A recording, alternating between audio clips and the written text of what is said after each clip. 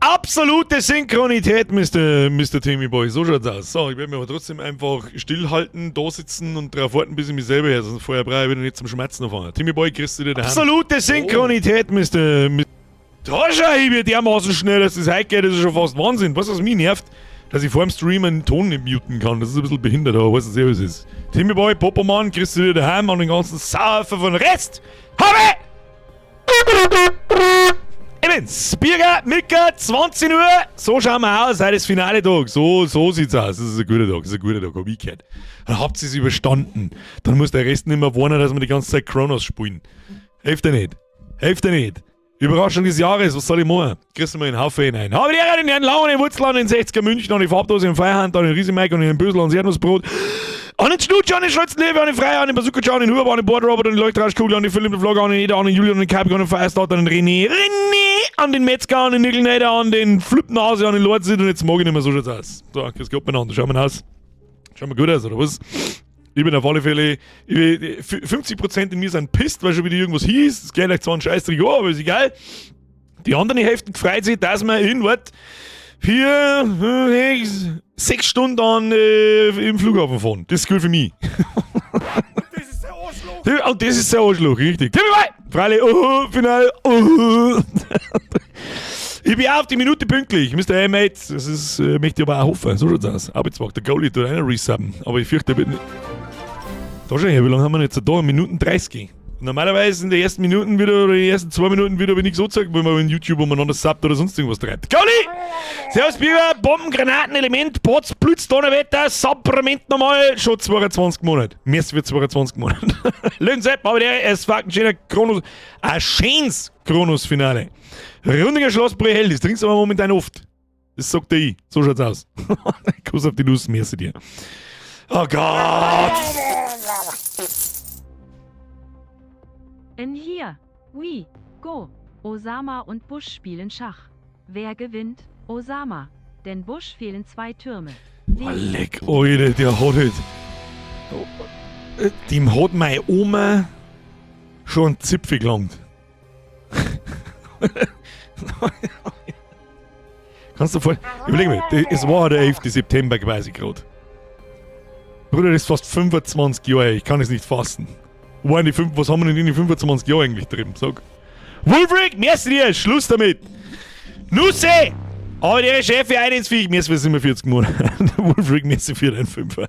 Gnädelwusel Sepp, merci für den Zwiegel. Fürs Kofferwagel! Brauch ich nicht. Ich habe bloß ein Handgepäck. Das wird super entspannt. Das haben wir letztes Jahr das erste Mal gemacht. Mit Handgepäck nur davor getüdelt auf die Schnelle. Das ist sehr angenehm. Du kannst später kommen. Du bist früher daheim. Ich muss nicht auf den behinderten Scheiß-Koffer warten, der nach einer halben Stunde vielleicht nochmal das Bantel sich anfängt zum Drehen, wenn ich da bin. Und. Du kannst einfach den Scheiß-Backer abhauen aus dem Scheiß-Kasten, das ist einfach viel geiler. Man sollte eigentlich öfter mal so 3-4 Tage wegfahren als einmal 10 oder so. Das bin ich der Meinung. Sagt der, wie es ist. Alex Asö, merci für 24, Kuss auf die Nuss. 2 Jahre CFX, zerpimmelang! Gibt doch nichts Besseres als Rettungsnachtdienst haben und Bürger schauen und dass hoffentlich nichts passiert. Damit du da schön brav sitzen bleiben kannst und weiterschauen. Bau da merci für 20 Monate nur einen Sprung, einer schauen, danach gibt's in der Nachtschicht weiter mit dem Schauen. So viele Leute schauen in der Nachtschicht zu. Da habe ich ein paar Kommentare immer wieder so, Nachtschicht schauen, Nachschau's-Quote, wunderbar. Möge die Nachtschicht möglichst unterhaltsam und schnell vergehen dadurch. Wenn ich da meinen Beitrag leisten kann, dann habe ich alles erledigt. Tobi, merci für einen 50 Monate, habe die Ehre zurück. Bruno Max, merci für einen 5er. Hallo. Wer weiß, wo das hier ist? Nur Programmer wissen, wo das hier ist. Bruno, merci für 5 Monate. Timmy Boy, ich fahre wahrscheinlich nächste Woche nach Norwegen. Da soll es noch recht schön sein. Ja, das führen wir nicht weiter aus. Hani, merci für 4 Monate. Warum wird das nicht angezeigt? Das weiß ich nicht. Die retriggert es einfach instant. Da schau her, geht doch. Merci für 4 Monate. Habe ich schaue es mir nach der Spätschicht an, viel Spaß im Urlaub. Auch ich zwar, da arbeitet jemand in der Spätschicht, wo er nicht einfach nur umeinander sitzen und nichts tun kann. Ja. An alle vereinten Nachtschichtler, die in der Nachtschicht nichts zum tun haben. Von alle denen, inklusive mir. Hättest du was Gescheites gelernt. Hani, merci dir. Speckmaster! Da nimmst halt der Goschen, okay. Du nimmst und heut die Goschen. Der Herr Sache schreibt, liebe Grüße aus dem Gerätehaus. Mach weiter so. Was für Gerätehaus, Alter? Stehst in der Schupfer bei dir daheim drin und schaust YouTube. Toll aus. Alex! Kommt im Oktober wieder Gummignautschall, weil der Gameplay wird dazu passen. Gummignautschall, weil DI Gameplay wird dazu passen. Was sind diese Wessen? Freudentränen, Ausrufezeichen, Leerzeichen, Sag einfach, was? Der Mann wird dazu passen! Kommst du auf die Nuss, mäßig. Sorry, ne? Ab. Dann nächste Woche. Ich bin ja am Sonntag quasi nicht im Land. Ich komme erst am Montag in der Früh heim. Und damit ich am Sonntag auf die Nacht trotzdem das in Discord posten kann, habe ich mir das alles ja aufs Handy gezogen und so weiter. Und ich weiß ja schon, was nächste Woche kommt. Aber es wird richtig hart asozial, oder? Es wird richtig hart asozial. Und ich zeig's euch. Kurz die Vorschau. Dann sagt zumindest, kann keiner sagen, ich hab's gar nicht hergezeigt, falls ich es aus irgendeinem Grund nicht posten kann. Achtung. Scheiße, das ist das Falsche. Da ist. Fuck, das ist immer noch das Falsche. Ja, dann zeige ich euch das Falsche. Ja. Wenn das kein ultra stabiler Einstieg in den Horror-Oktober ist, dann weiß ich es auch nicht. Bloß eins müssen wir ersetzen. Eins stimmt nicht. Das ist mir dann erst aufgefallen, wie ich es drin gehabt habe, und dann bin ich irgendwann einmal, wir sollen sagen, draufgekommen, so, Moment einmal, da war doch nur irgendwas, was wir vergessen haben, anstatt der Quarry. Und dann habe ich mich dazu entschieden, da machen wir Until Dawn draus. Warum kann Silent Hill leben? Jetzt hau ab mit deinen Behindi-Witze, Alter! Es regnet schon seit Tagen. Meine Frau ist total down. Schaut ständig in das Fenster. Wenn das so weitergeht, muss ich sie reinlassen. Leck, Alter, da hast du doch irgendein Boomer-Witzbeutel Biergel gekauft. Da schreibst du jeden Montag und Mittwoch 3 raus und rotzt die dann da rein.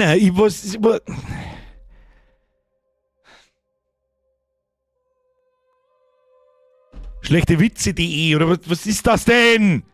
Sprengi, wo bist denn du? Ich brauch wieder anspruchsvoll dumme Witze, Alter, wo Sprengi? Wolfrig, merci dich, aber hört bitte auf. Hört bitte auf. Leute, rasch Google, merci für 46 Monate. Bitte soll ich dir später winken, wenn du abhebst. Das kannst du machen. Arbeitest du am Flughafen oder was? Wie ich gestalkt, dann schlug ich mit meinem 28 Kilo schweren Rucksack. Timmy Scully Bones, wo? Ja, ich komm am Freitag eigentlich. Also, jetzt passt auf. Wir haben noch 2 Minuten. Nächsten Freitag war ja eigentlich geplant, dass wir den ganzen Horror-Oktober. Ich hab wieder mal in meinem Ich bin wieder da Video ungefähr 8 Spiele angekündigt, die wir nie wieder sehen werden. Es ist also ein bisschen Tradition mittlerweile. Aber dass Silent Hill F so beschissen ausschaut, wie es ausschaut, das habe ich nicht gekommen sehen. Vorher haben wir auch gerade kurz im Discord haben wir angefangen. GameStar vergibt 73%, das ist bei denen kurz vor Trash, wenn es nach mir geht.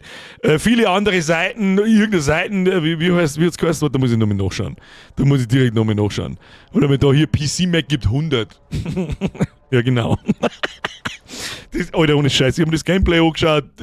Alter, na. Ja, anscheinend gibt es im ganzen Spiel bloß 3 verschiedene Gegner. Zuhauen tust so. Also, ich hab mir das so geschaut und mir gedacht, oh, alles klar, Alter, 70 € für das Spiel, du kannst mit mir Kreuz was am Arsch lecken, so schaut's aus. Und da hab ich gedacht, da nehmen wir was anderes. Dann habe ich nach einem anderen etwas längeren Horrorspiel gesucht und Silent Hill ist jetzt auch kein Horrorspiel, seien wir uns einmal ehrlich. Ich darf sogar Chronos nicht, was wir heute fertig spielen im Übrigen, darf ich nicht als Horrorspiel bezeichnen. Das hat halt Horror-Elemente, es hat ein paar nette Jumpscares und so, und das hat Silent Hill mit Sicherheit auch. Aber es ist nicht so der Walking Sim Horror, wie zum Beispiel Visage, Madison, Luto sein wird, der Lightkeeper sein wird, Pieces of Me sein wird, Order 13 sein wird, etc., was wir den ganzen Horror-Oktober durchspielen. Darum habe ich jetzt da eigentlich ein relativ geringes Problem damit, einfach zu sagen, Mr. Silent Hill, was du mir kannst, links, rechts, oben und mir deine Zunge ins Arschloch stecken, so schaut's aus. Und dann habe ich mir gedacht, immer wieder, spul halt endlich einmal, Until Dawn. Und dann werden wir uns einen Teenie-Slasher am Freitagabend genehmigen, den wir jeden Freitag 2-3 Stunden spielen. Nein, lachender Smiley nach der Hochzeit ruft die Tochter die Mama an. Mama, wir hatten gestern unseren ersten Streit. Beruhige dich, das kommt in jeder Ehe vor. Ja, aber ich weiß nicht, wohin mit der Leiche. Ja, aber ich weiß nicht, wohin mit der Leiche. Boah, ich muss jetzt einfach sagen. Also, merci für die Donation natürlich und hab so viel Spaß, wie du willst, Alter. Aber die Witze sind so unterirdisch schlecht, dass.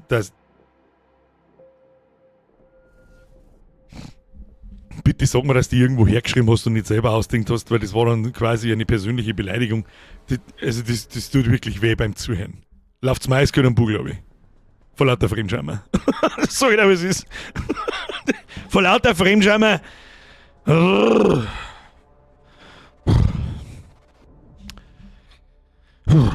zu Silent Hill, weil da auch gerade jemand schreibt, Metacritic gibt Silent Hill F86 Punkte.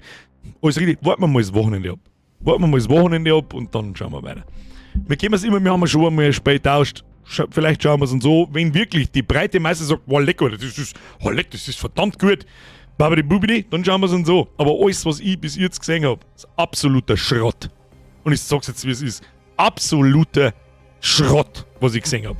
Schaut euch das Testvideo von der GameStar an, macht einen Ton aus, lasst euch nicht vom Geschmerz beeinflussen und schaut euch das Gameplay an, wenn die mit der Stange oder irgendwas zuhaut. What the fuck ist das? Ja, genau. So, Boogie. Wollte auch mal. Lachen, das Smiley mit kaltem Schweiß. Kuss auf die Nuss, merci dir, ich weiß schon. Jetzt hätte ich fast Arena gestartet, das ist nichts. Kuss auf die Nuss. Herr Boogie, merci dir, Alert Sounds sind jetzt aus, merci an alle. Kuss aufs Nüsschen, wir spielen mal Chronos fertig. Für mich die dritte Überraschung des Jahres. Gut, Casey, die zwar war keine Überraschung, das war ein verdammtes Meisterwerk, aber Indiana Jones war eine Überraschung und Chronos ist eine Überraschung. Dementsprechend groß wird der Einfluss im Jahresmerch. So wie das ist. Der Bernie schreibt, Until Dawn war für damalige Verhältnisse nicht schlecht, für heutige Verhältnisse weiß ich nicht. Schreiben immer noch sehr viel, aber ich glaube, dass der Unterschied zwischen The Quarry und Until Dawn, du, wenn es ein Scheißdreck ist, dann hören wir mittendrin auf und spielen wir The Quarry am Freitag. Das darf man halt schön durch den ganzen Oktober fertig kriegen, verstehst du? Sapse, merci für 1 Euro, Mr. Andal, merci für 50. Hast du Tzatziki gegessen, kannst du das Flirten vergessen. Satz des Pythagoras. Pythagoras ist... Halt sein Fotze, jetzt gibt's fix! Mr. Andal, der Bub geht zum Vater und sagt, meine Freundin raucht, was soll ich machen? Und sagt der Bub, langsam Bub und schmieren. Was? Oh Gott. Gott, ich hasse euch, haut's ab mit einem Schund! Fix! Ich kenn Vogel mit euch. So. Ich hoffe, dass wir mir noch Fake nur Gameplay vor uns haben, damit wir mir halt bis um 10 Uhr überhaupt da sitzen. Das sagt der Ibis. So, bitte lehnen Sie sich zurück. Wie immer gilt, auch wenn es jetzt quasi ein typisches Horrorspiel ist, Soundlaut, ich tue mein Mikrofon weg, dann könnt ihr es sauber aufdrehen. Plus das, was Steffi sagt, habe ich vergessen. Stimmt. Gute Besserung, Leute. Das wird schon wieder. Nicht so viel Doomscrollen. Und es wird dann schon wieder. Lach schon die nicht mehr aufmachen und so weiter und so fort. Es wird schon wieder. Sound laut, hoppala, Sound hell, Licht leise. Fortfahren. Oh Gott, jetzt müssen wir sowieso erst einmal dieses Rätsel da lösen, wo wir diese scheiß Schwerter und den ganzen Scheiß reinstecken müssen. Das kostet uns jetzt sowieso eine halbe Stunde, das sagt ich. Im weiteren Spielverlauf warten noch weitere Verbesserungsstufen auf dich. Ja, wer hätte das gedacht? Das sollten wir jetzt nicht noch gespannt haben nach 15 Stunden. So, wo sind wir? Wir haben letztes Jahr die neuen Waffen ausbergelt. Da ist ja hier Schwertal drin. Was ist da wieder los? Wulfric, Ruhe jetzt. Ja gut, ich schreibe sich mal ein paar Seiten ab. Ja, sag ich! Was ist das, nicht merken oder was? Also das ist, gerade dass ich nicht behaupten will, die KI hat es da geschrieben. Der ist genauso lustig. Wenn du dann KI fragst, schreib mir mal einen Witz, dann bringt er sowas. Himmel, Sackelzement, du! So, here we are. Here we go. So, das da ist...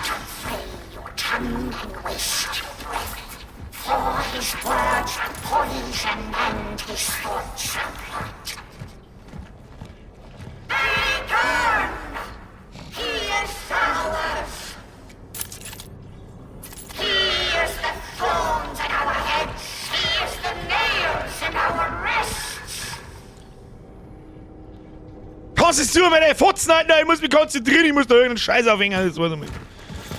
So, nochmal von vorn. Ihr Schild und ihr Schwert direkt neben dem Tor.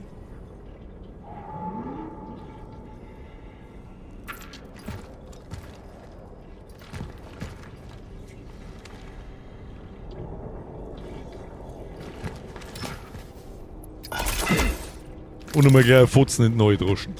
So, was das für mich eigentlich heißt? Dass da das Schädel hingeht und da das Schwert. Warte mal. Genau, Schild, Schwert. Das Kind sitzt links. Die Sichel an seiner Seite. Und das ist halt das Komische, weil die scheiß Sicht... Ja gut, es ist die Frage, aus welcher Sicht sagt man das. Wenn man da schaut, links, und wenn ich drauf schaue, links. Machen wir es einmal einfach so.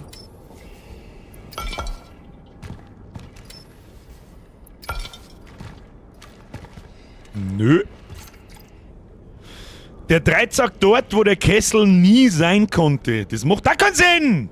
Ist das Kind aus Stahl geschmiedet? Birger, was ist mit dem Spiel dem Monologist? Das war doch auch geil. Das ist wieder so ein Koop-Ding. Koop-Dinge auch nicht so wirklich gruselig. Seien wir uns ehrlich. Jesse, seien wir uns ehrlich.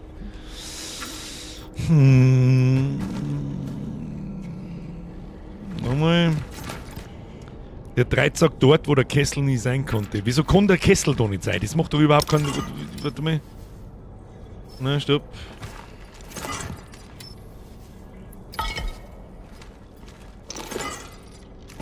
Kruzifix.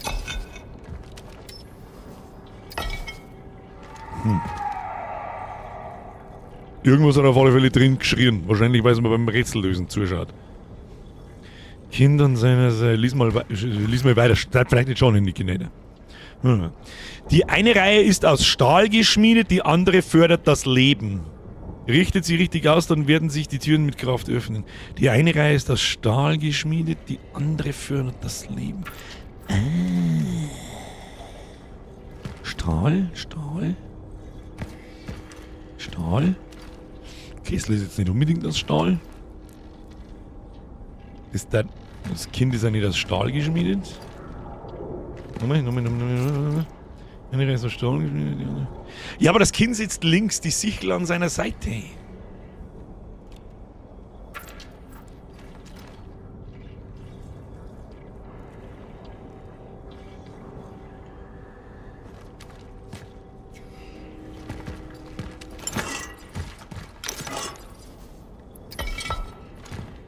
Das macht auch keinen Sinn. Null. Also Sichel, Schwert und Dreizack auf einer Seite. Ja, aber das Schüttel ist ja auch nicht aus Play-Doh. Und er so, der Sichel, also Moment, das der Dreizack dort, wo der Kessel nie sein konnte. Ja, der Kessel ist aber, steht da, jetzt warte mal, schauen wir mal was. Ein Stück einer Statuette aus Gold. Es sieht aus, als könnte es von einer größeren Figur gehalten werden. Ein Stück einer Statuette aus Gold. Das macht überhaupt keinen Sinn. Die Dinger da geben auch keinerlei.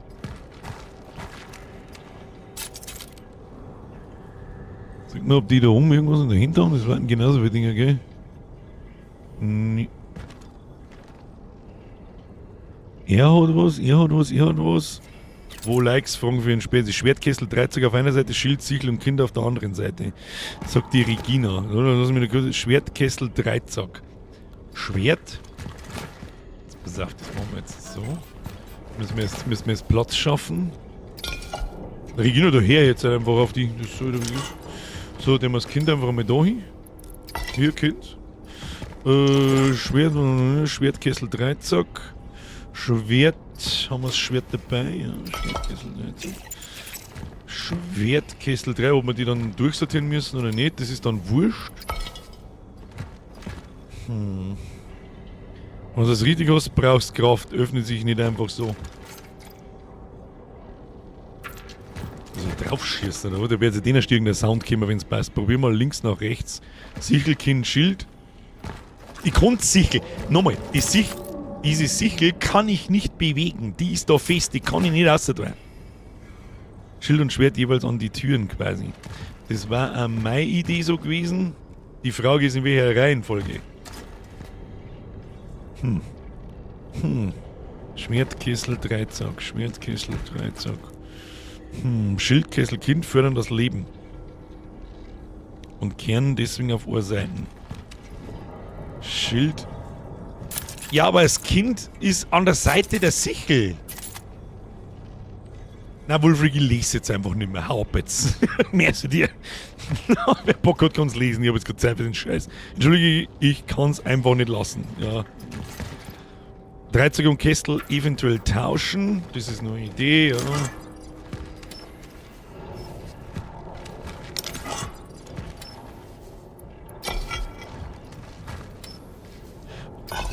Wo der Kessel nie.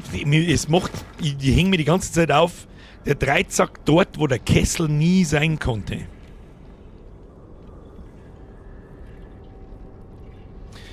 Da verlose ich mir jetzt eigentlich. Dann probier mal Kesselkind Schild. Auf der linken Seite. Schwert, Sichel, Dreizack. Ja, das einfach einmal quasi. Und ich hab da das Schild ohne. Da das Schild. Siegel Dreizack. Dreizack. Das Rätsel ist ein bisschen. Ich weiß jetzt auch nicht. Muss ich da nochmal schnell schauen? Mal Kessel, Kindchen. Aber warum? Frage ich mich so. Let's end this. Ja, wenn jetzt da direkt der Endboss kommt, dann kriege ich aber einen Vogel, das ist doch schon klar. Warum? Warum der Kessel dort? Der Kessel dort? Na Schmarrn, der Dreizack dort, wo der Kessel nie sein konnte. Der Hütte hat's mir erklärt, sie fix. Schild, Kessel und Kind fördern das Leben und kehren deswegen auf Seite. Ja, das ist mir schon klar. Was so grob gruppiert auf eure Seiten kehrt, das ist mir einigermaßen klar. Das macht schon Sinn. Hier, lebensfördernd, ist ja klar, Schädel, Protection, Kind, Leben, was der Kessel mit Leben zum tun hat, weiß ich nicht, aber sagen wir mal so zum Beispiel Wasser gehört da rein. Ja, Schwert bringt ums, mit der Siegel kann ich die auch schlagen, mit dem Dreizack kann ich die auch schlagen. Naja, gut.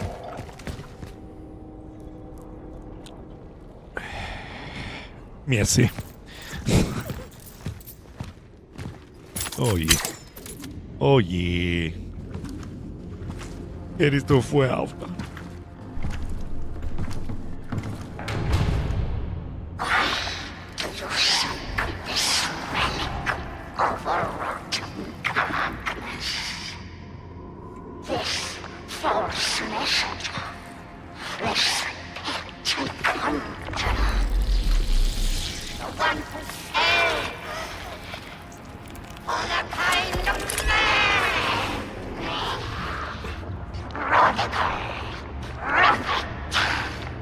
I need this traveler.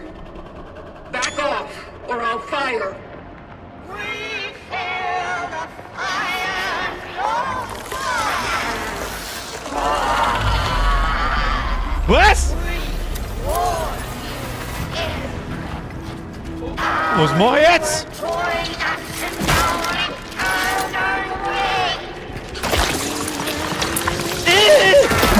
Ja, tolle Wurst. Was wollen Sie? Oh, die gelben Punkt, gell?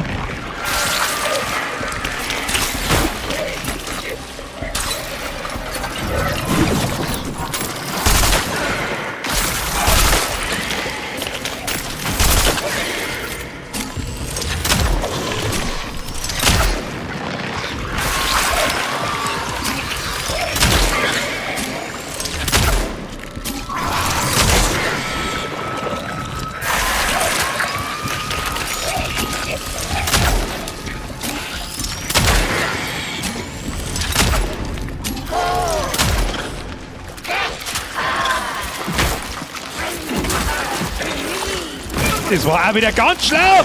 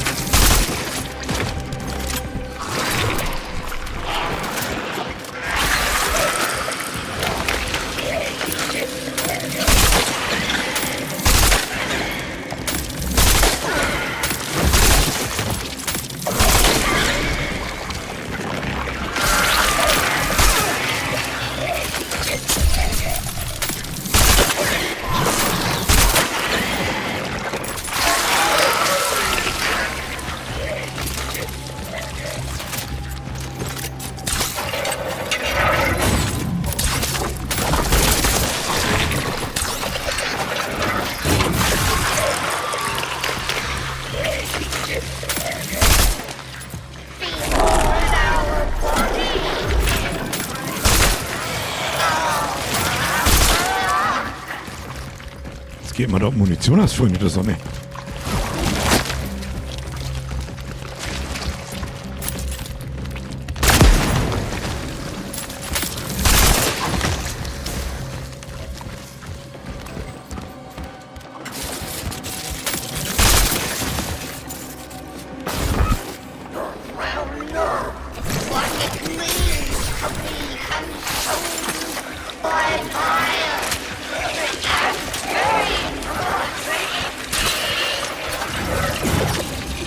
Was passiert denn?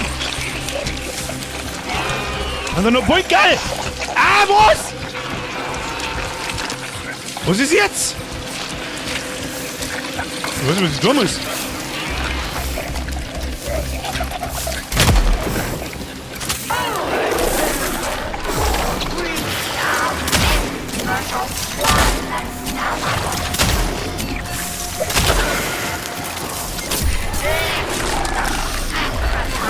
Ich weiß nicht, was ich tun muss.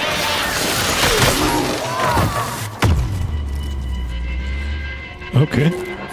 Mit der Saufmanier in der Kotze, sehe ich das richtig. Na gut, den Topf, den hat sie sich verdient, den Topf.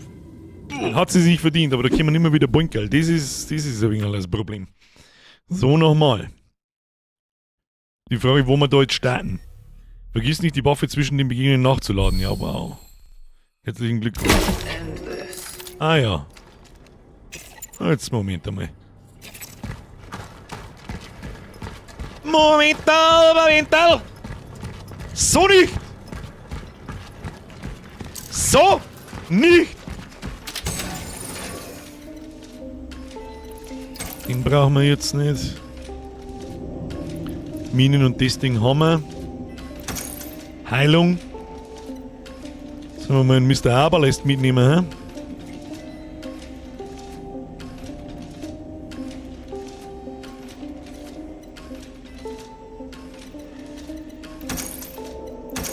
Er braucht jeweils einen Slot, das rentiert sich nicht. Aber nur mit 30 Schuss davon.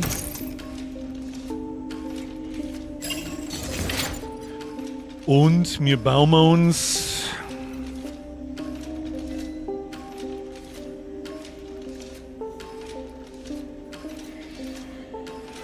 Bauen wir uns lieber eine Mine. Schrotpatronen brauche ich auch nicht wirklich. Wenn, dann brauche ich Pistolen. Aber da droppt eh so viel. Das war da, der 4 ist links. Ich hab's schon gesehen, Luki. Aber leider Gottes zu spät, da bin ich dann schon der Suffer. Probieren wir es so nochmal, kriegen wir schon. Kerne aufmotzen. Wir könnten eigentlich nochmal was auch, wenn das da wirklich. Das schaut schon jetzt sehr nach Endboss aus. Wir könnten eigentlich schon die 2 Kerne da noch verblödeln. Jetzt warte mal, da machen wir jetzt schnell diesen hier. Kern. Und alles aufmotzen, was man noch irgendwie aufmotzen kann. Lanzenstabilität, Nachladegeschwindigkeit interessiert keine Sau. Das auch nicht. Nachladegeschwindigkeit auch nicht.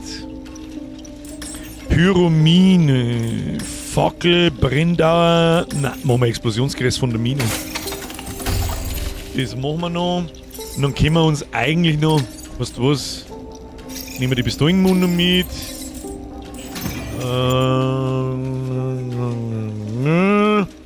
Ja, und mehr können wir eigentlich nicht, gell? Fackelbrennstoff mag ich jetzt nicht herstellen, außer wir haben dann 3. Das darf mich jetzt interessieren, das probieren wir. Einmal sauber preparen. Nimm doch die zielsuchende Waffe mit. Das ist wahrscheinlich gar nicht so blöd, aber die ist auch wieder gar nicht skillt. Jetzt pass auf, jetzt probieren wir was. Ne, dann kann ich mir dann noch Minen bauen, wenn es nötig ist? Ja. Jetzt probieren wir was. Ja, funktioniert. Er macht trotzdem 2, obwohl wir schon haben. Franz, nimm die Zielsuchende mit und den noch auf. Frage, wir brauchen keine Zielsuchende. Viecher waren jetzt eigentlich gar nicht so das Problem. Gut, das werden es vielleicht nur, wir werden sehen. Na.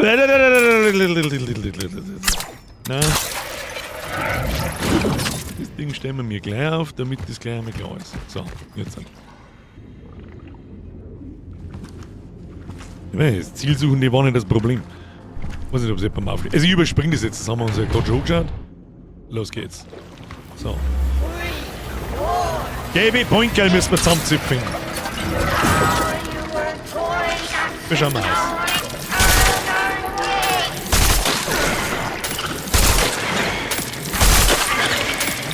Ja, natürlich lasse ich mich wieder ankotzen! Vollidiot! Na, wo bleibst du denn hin? Ah ja, die Boys kommen, oder? Boys! Come with me, boys!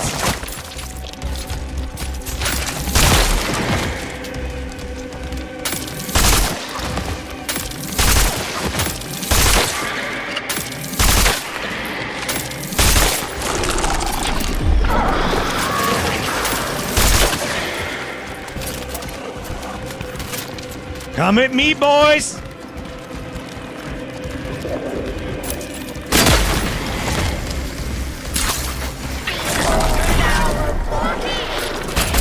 Ah, das war nix.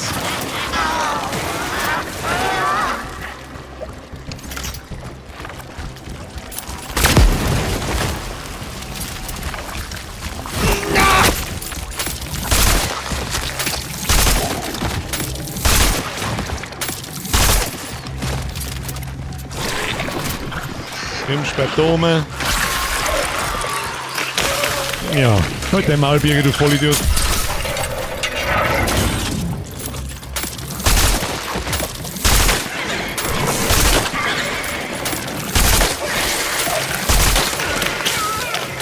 Sag mir nicht gescheit, wo die hinspeibt, die Hut.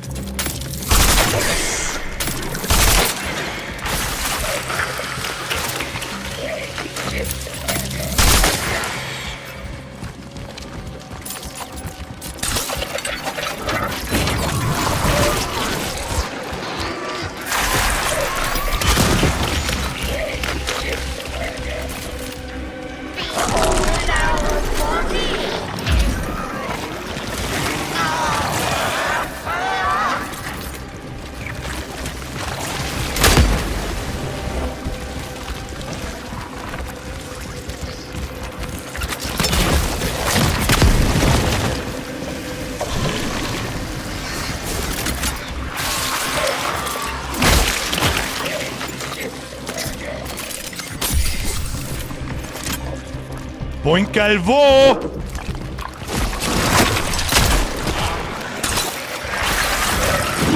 Nein, geh weg, du C-Fix.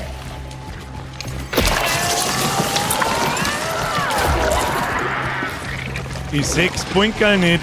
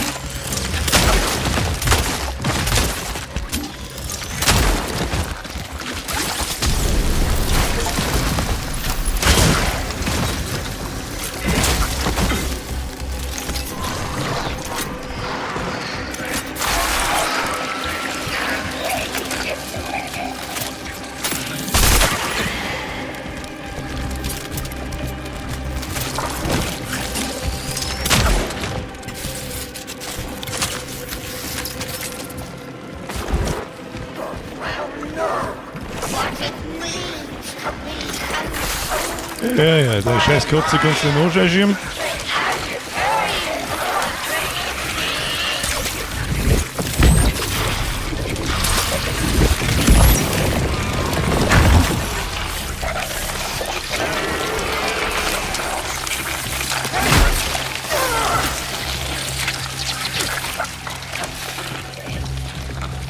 Und jetzt? Schieße dir einfach mal ins Fresse und schau, was passiert.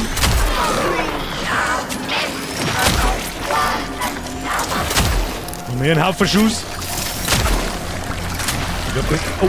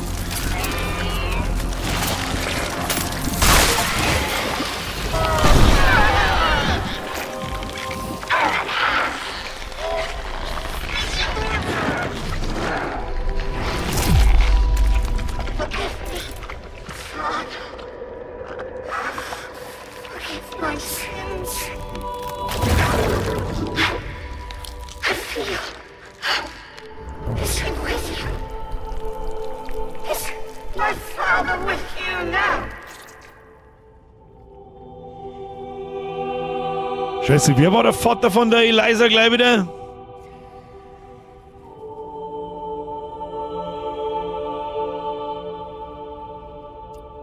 Bin mir nicht sicher, ob wir ihn dabei haben oder nicht. Ich sage einfach ja. Yes, he is. Ach, der Doktor! Ja, der Sibbert! Freilich ist der dabei. We just wasted our time together. I'm sorry for that. Der ist der Karre in die Deep. Giving me one more chance to meet my real girl. Not this thing. This time, I will not be afraid. I will not hesitate. I will not back down. Now, into your hands, Lord. Ich sag, das war noch nicht alles. Hinter uns draußen, die Halle ist nicht so gaudi. Das war noch nicht alles. Erstmal Nachladen. Inventarmanagement betreiben. Nachladen. Pumpkin. Nachladen, haben wir noch was zum Heilen, jawohl. Eine pfeffert ins Viech. So, erstmal looten. Ja, wenn man irgendwas gelernt ist, das war. Wenn das ein normaler Boss war, dann war es ein richtig geiler Boss. Wenn es der Endboss war, dann war er leider nur Mittel.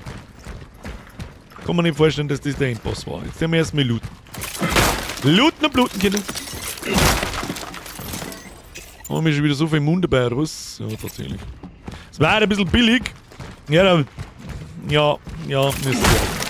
es war okay, aber es war nicht ganz würdig. War dem Spiel nicht ganz würdig, muss ich sagen. Warte mir erstmal den ganzen Bums aufgelandet. Good old Shotgun. Aber wir haben da draußen immer noch eine Arena, die dermaßen offensichtlich zum Schlägern wird, wo es noch nicht zum Schlägern worden ist, dass ich... Ja, erstmal warten. Wenn das ein normaler Boss war, dann Heidewitzka, Freunde, das auch nicht. I found the Pathfinder.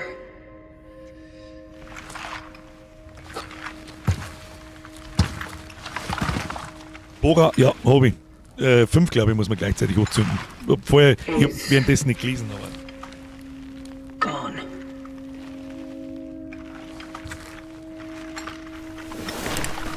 What? The Warden? Did he know? Das ist nämlich der Endboss. Why haven't you told me?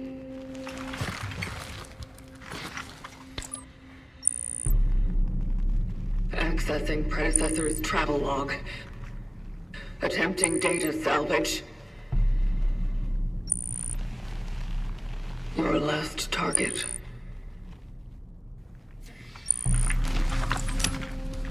Veronika Kaminski.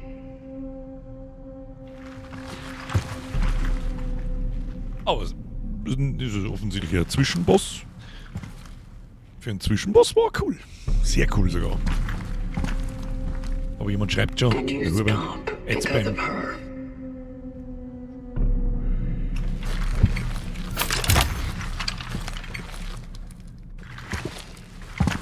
Ich sag, der Warden ist unser Endboss. Stimmt, oder die Veronika.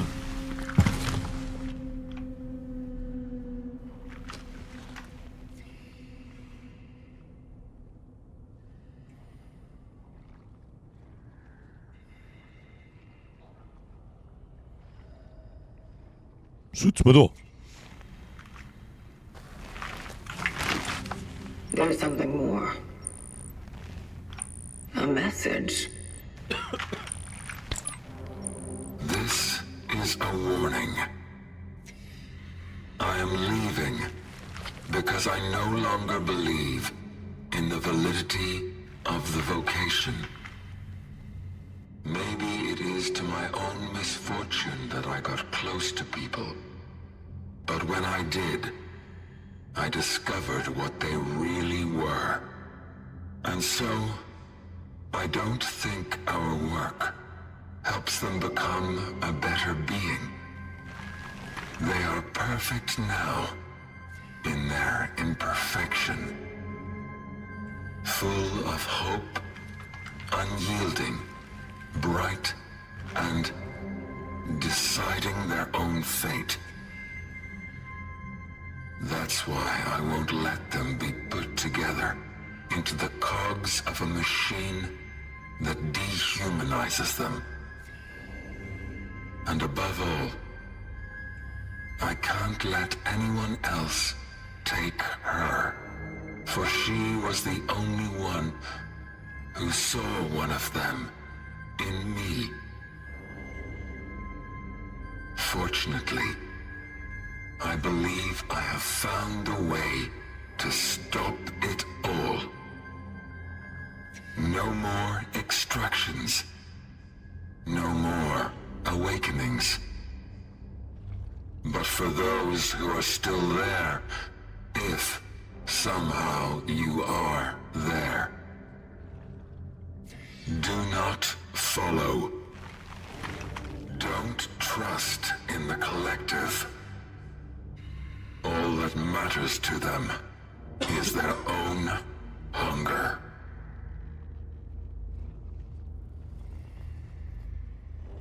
You just wanted to protect people? So die richtig gut hingehauen. Protect her?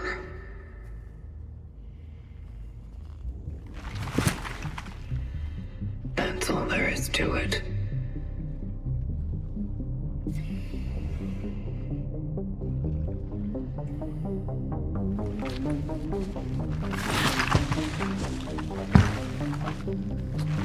Gehen wir wieder heim, das war's, tschüss!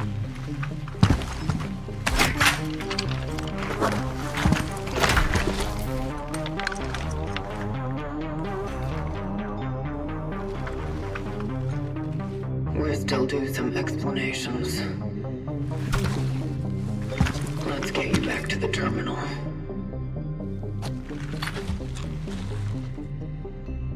Dann war's ein cooler Boss, da brauchen wir nicht schmerzen. Um Gottes Willen, was? Kann ich noch looten währenddessen? Ja. Kann ich währenddessen... Ach so, ich trage jetzt den umeinander und bin krass, oder was? Achso, ich kann ihn einfach so umeinander wuchten. Haben wir da wieder gefunden. Trage den Leichnam des Suchenden zurück zum Transferpunkt. Ach du Scheiße. So, wie schauen wir aus? Oh, wir haben ziemlich viel Heilung. Das nehmen wir mal her, das Kleine. Ganz voll sind wir nämlich nicht. 3, haufenweise Pistolenschuss. Bleiben wir mal hauptsächlich bei derer. Wir können uns auch noch was bauen. Karabiner-Neuschuss, ne? Haben wir noch Minen. 2 Minen, 2 wir haben eigentlich von allem genügend. Plus noch einen Platz für irgendwas. Nehmen wir es mit. Ja, nicht böse, das ist wieder Spaß. Nicht bloß du. Haben wir noch nicht fertig. Jetzt war ich war wirklich kurz schockiert schon fast. Wenn das der Endboss gewesen war, ich hätte jetzt nichts dagegen gehabt von den Mechaniken und so.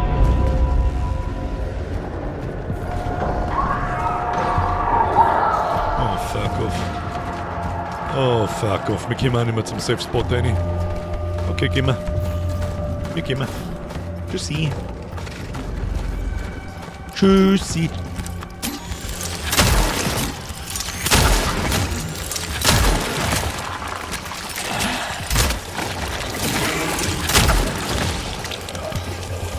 Kommt zu mir alle da, ja.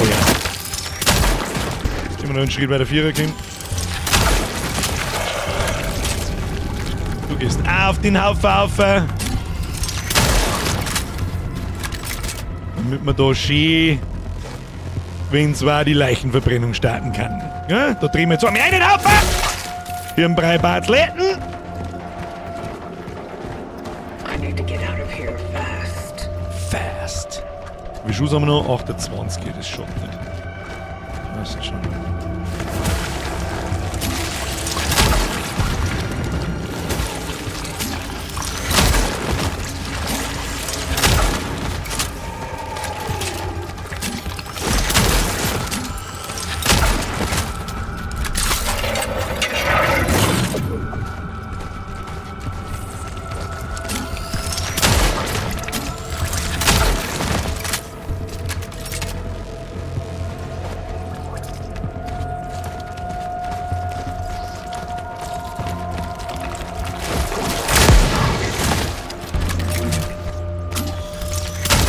Hätten wir vielleicht vorher schon mal sehen.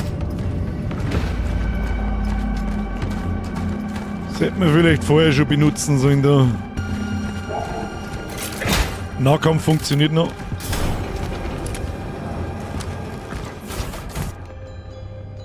Okay, da hätten sie jetzt schon mehr schicken können.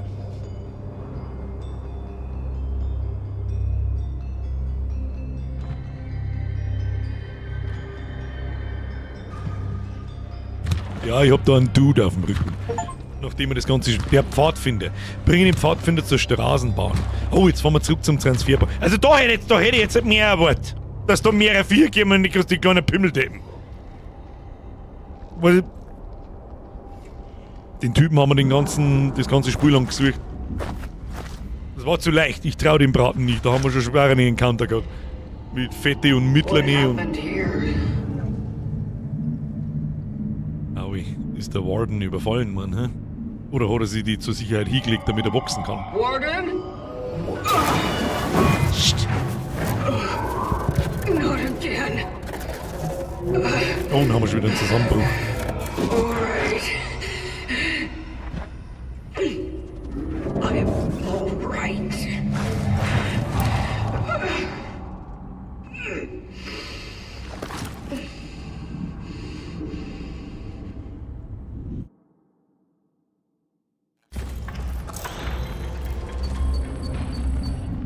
Was für ein Raumriese, Mike.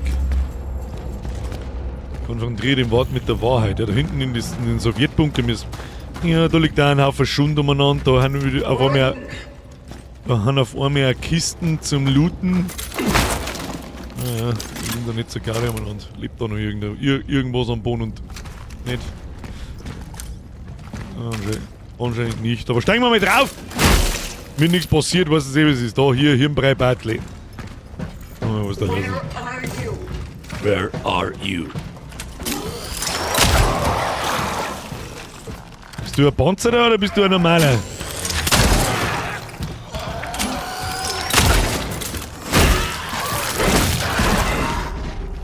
Drum schenk uns dann!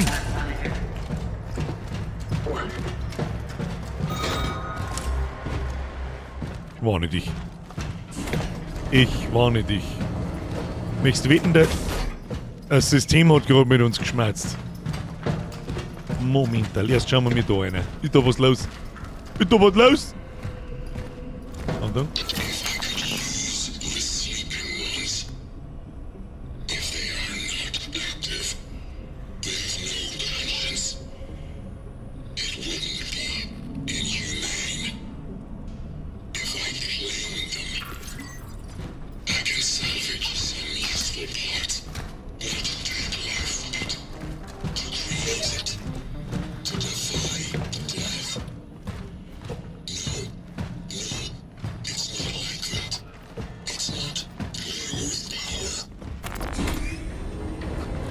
Speichern?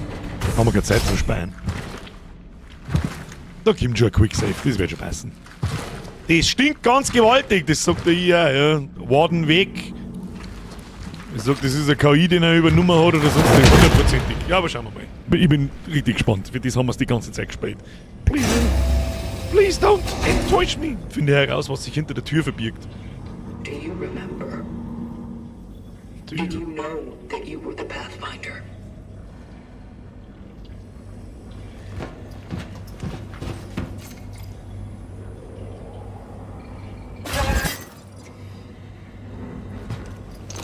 Ja, nimm mich mal mit, ne?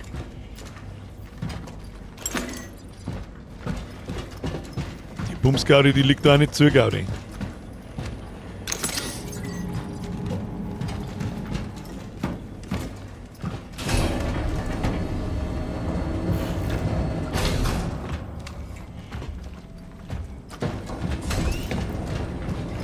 Wie soll ich denn das herausfinden? What is this place? What's behind that door? Dann werden wir wohl oder übel wieder aussehen müssen und mit dem Polizeischlüssel irgendwas tun. Aber wo der ist? Hey, auf damit!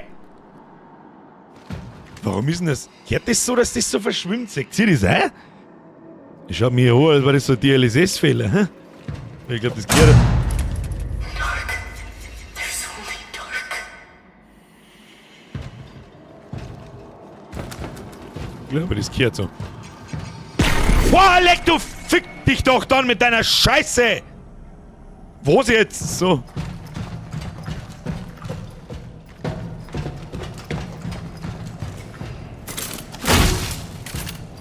Einfach weil ich es kann.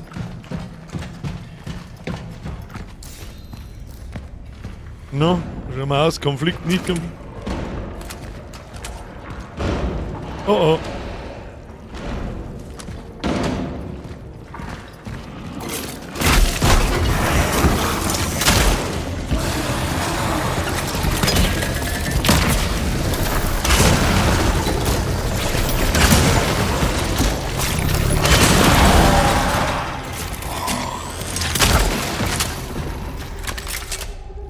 Möchte er dabei sein, du fetter Huren.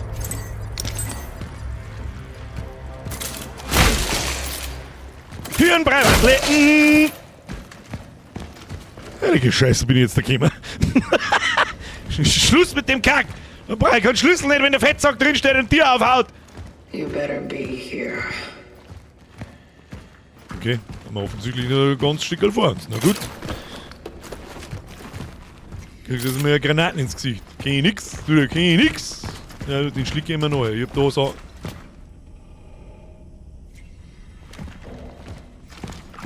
Schauen wir mal, ob unser Speicherplatz noch da ist. Und bis... Achtung, da ist ja eine Tür, die hab ich nicht gesehen. Hallo? Hallo? Oh, jetzt müssen wir uns fast was bauen. Was bauen wir uns da? Da kann man am meisten eine stacken, gell? War gerade Autosave, ne, geht's, ich möchte den Bolzenschneider holen. Ich glaube, dass wir uns, na, Karabinerpatronen haben wir genug. Pistolen kommen wir bloß 15 Stabeln, da zwei, 2 Granaten. Ja, gehen wir erst speichern, dann gehen wir da hin. Ist es noch dieselbe Station wie letztes Mal? Ja, ja. Das ist da, wo der Warden ist und wo dieser Transferpunkt ist, wo wir diese Essenzen da aufsteigen haben lassen können. Und da muss ja irgendwo unser Safe sein. Die Frage ist jetzt bloß, ob ich da... Ja, da ist grün. Schau her. Ist schon grün. Ab in den Safe Room. Ab in den Safe Room. Easy going. Achtung! Zum Entteilen! No! Oh, die haben wir nicht gefunden. Wir haben auch ein Mieti nicht gefunden. Pumpgun nachladen. Sehr gut aufpasst, Lukas. Sehr gut aufpasst. Perfekt. Haben wir irgendwie Energie gekriegt? Nimmer gehen. Da ist nachgeladen, ja. So, was lassen wir denn weg?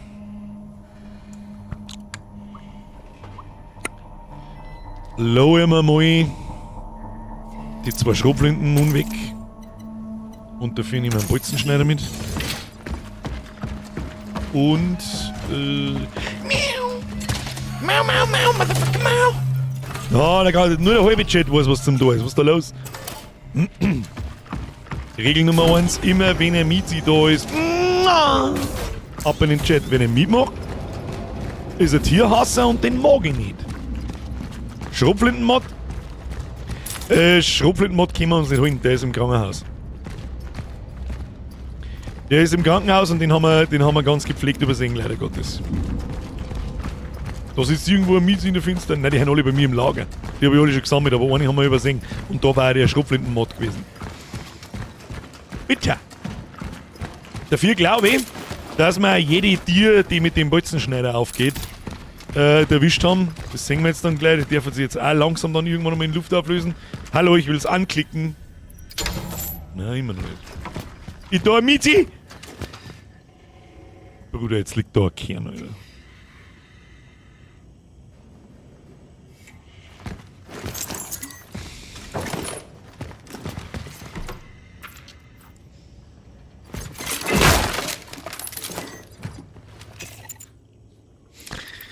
Fuck, da hätten wir unseren Anzug noch mal. Da hätten wir unseren Anzug noch mal. Und wenn wir später da wieder nicht herkommen, können wir uns die Fotzen ans Digi-Key haben, den nehmen wir jetzt mit. Kann man keins auch umskillen? Das weiß ich nicht. Aber da müssen wir jetzt dazu... Ne, die brauchen einen Inventarslot. Da hätten wir uns noch einen Inventarslot kaufen können, verdammt nochmal. Anstatt die Granaten-Explosionsradius. Wobei man die Granaten da gerade sauber in den Arsch gekriegt hat, weil die hat alle anzehnt, die da waren. Die hat eiskalt alle anzehnt, die da waren. So, dann speedmäßig nach Hause, Inventarmanagement betreiben und dann let's go. Ich hab daheim auch BKH mit, sie ist so süß, süßer wie Zucker. Süß sagt man bei uns nicht. Aber was ist ein BKH-Kerz? Deswegen. Ja, den Rest bald. Den Rest bald. Britische Kurzhaar. Wer weiß denn sowas? Sag mal! So, jetzt Vollsprint. Hoppala, falsche Richtung. British Shorthair. Ich hab eine Katz. VBH. Ich hab eine VBH-Katz, Leute. Seine guten. Vom Bauernhof.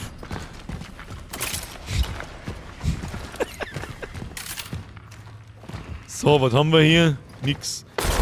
Da, jetzt hör mir auf mit dem komischen Kurzschluss-Scheiß da! Und ja. Was? Lass mich ran, wir sind mit Veronica, hä? Tipp mal da drauf. Meine Katze, das ist richtig, die mobben mich auch. Wird sie fix. Haben wir keinen Platz, um irgendwas zu bauen, dass die Scheiße da jetzt liegen. What is this? Was ist das? Standardmäßige kognitive Testbeurteilung nach dem Aufwachen. Aus der REF-Kapsel im Sektor 31 extrahierte Daten weisen auf eine 57%ige Kompatibilität mit dem Basismodell hin. Oder sind wir mir geklont worden? Stagnation. Schlussfolgerung.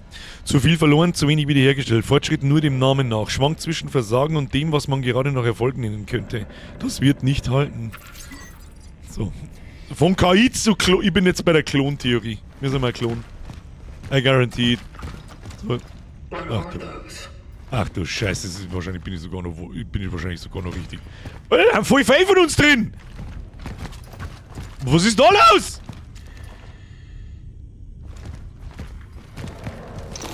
Mehr gern einer. Ach, oh, der fickt dich doch. Das sind alles mir. Was brauchen wir das See schauen, hey mo. Da hat dasselbe Loch, dasselbe Kachelloch vorne drin mit dem. Okay, Kim. Deswegen haben wir mir auch so eine Nummer. Were you hiding this from me? Oh oh. Ja, genau. Und deswegen haben wir mir also komische Erinnerungen an irgendeinen Scheißdreck. Ah, genetisch gibt's da nicht sogar. Da gibt's ja Filme über so einen Schmarrn, ne? If it's all you're doing, or the other ones, Ja, wenn wir da jetzt das Licht ausschalten, wissen wir alle wieder. Ist da noch irgendwas herin? Nein. Gehen wir den, sorry. Du, dann nehmen wir doch einmal die.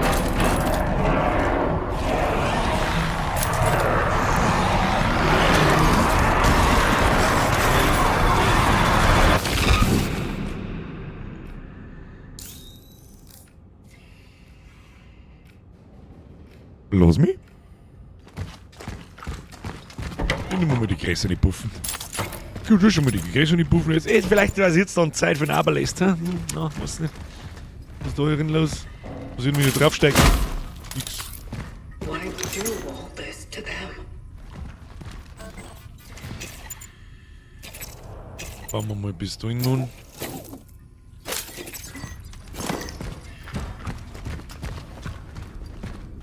Oh nein, schon wieder hier im Breibartsläden.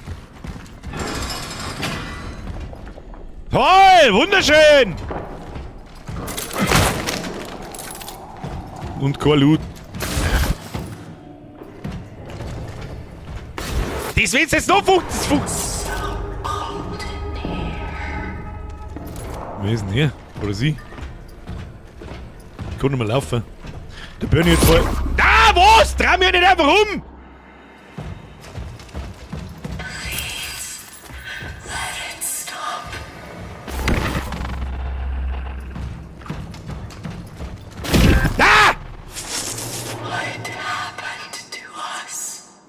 Los mich bitte in Ruhe. Sicherheitsgranaten. Wenn da jetzt aus alle Richtungen was daherkommt, dann da schießen nicht. Oder ist Sonne nicht.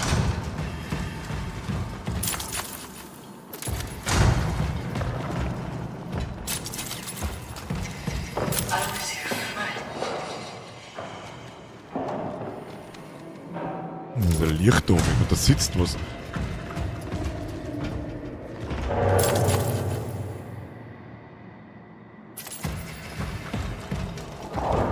Mach nicht in das finstere Loch, nein! So viel zu, das ist gar nicht so viel, aber mach der Laterne noch, Kim. Ah, was? Nein, was, nein, ah! Oh no, die haben nicht so gaudi da.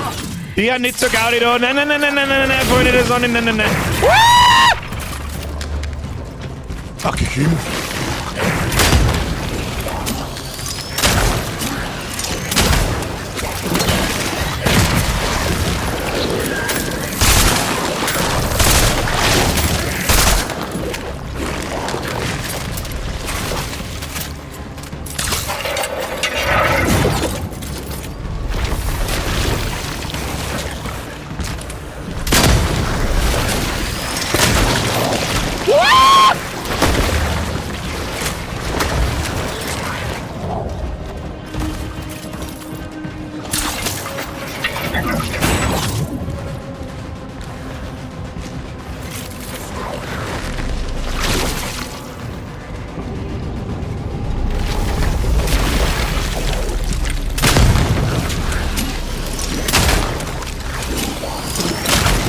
Mein Kruzifix! Oh shit! Oh shit!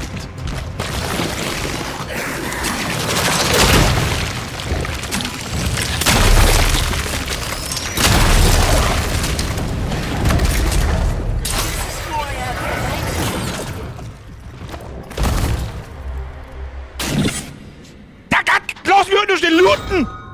Lass mich heute noch schnell zum Looty! Are you disappointed? Zero damage. So, dann müssen wir den Strom verlegen. Ja, den Strom verlegen! Oh, wohin? Ich weiß nicht, wohin. Wird mir lurren. Lurgen. Ah ja.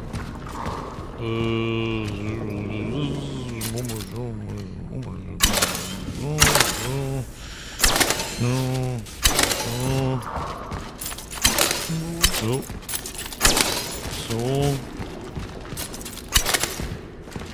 Vielleicht sollten wir es andersrum machen. Verschwinden die Dinge? Die verschwinden wieder. Nee.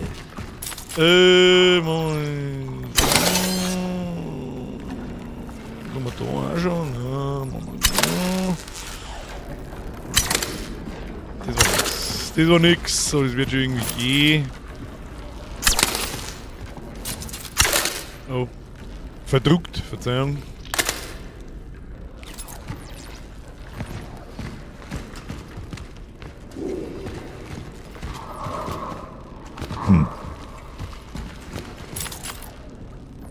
Da kann ich nirgendwo was ohne pflanzeln.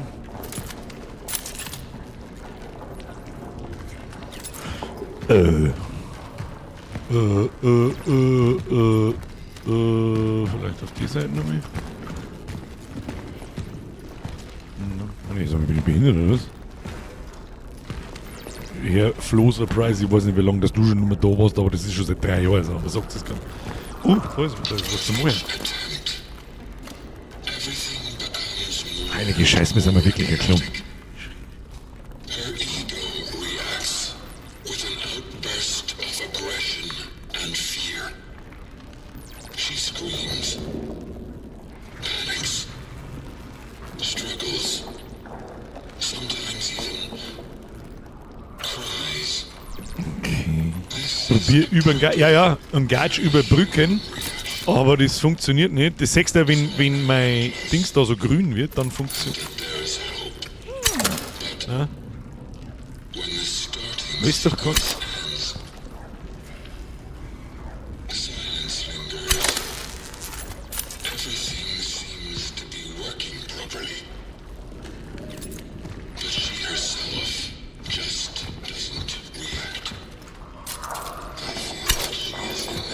Boden mitnutzen. Ist wahrscheinlich auch noch nicht so blöd.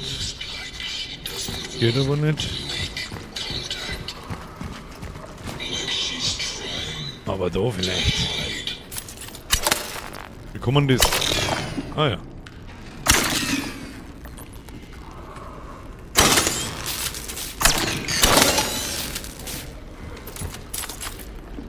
Können wir schon.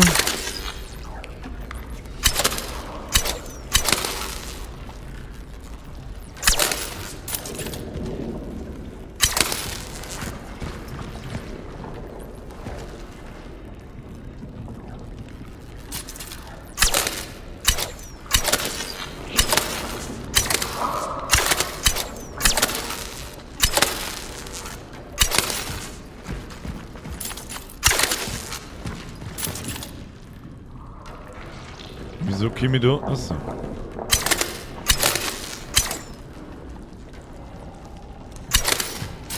Putzi, fix, ich tu immer in Zentimeter zweit. Scheiß Min-Maxing! Wo müssen wir gleich wieder hin? Ah ja.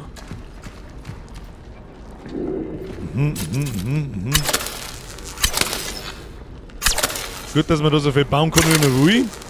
Da haben wir schon mal Vorarbeit geleistet. Das war Meisterprüfungen in Elektrotechnik. Bestanden. Aber nur mit einem Zweier. Was haben wir wieder da in der scheiß Bumsbude? Was soll denn da? Sonst gleich mal den Loot herbaggeln. Her mit dem Loot! Oh, jetzt haben wir so 3 Granaten. Schaut alles gut aus. Die Frage ist, was uns die Scheiße jetzt gebracht hat. Weil jetzt können wir ja bloß wieder da raus. Finde heraus, was sich hinter der Tür verbirgt. Ja, was soll ich machen? Trial number 320. Essence implementation successful.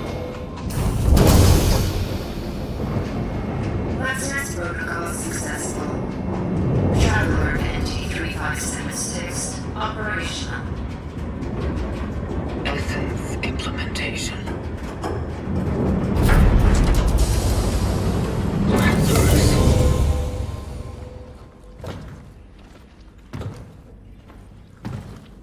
Was kommt denn jetzt rein? It's You.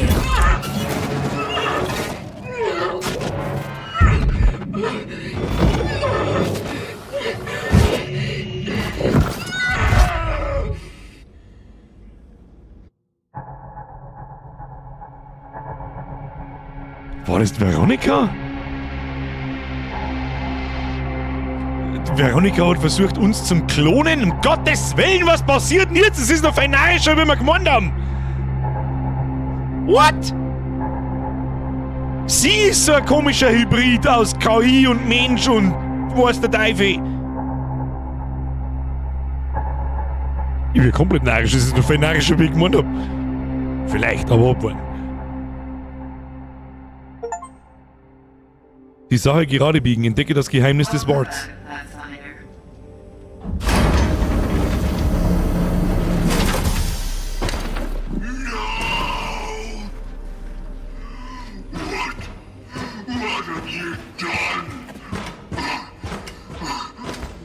Das war ich nicht, die ist vorher noch da umgehängt.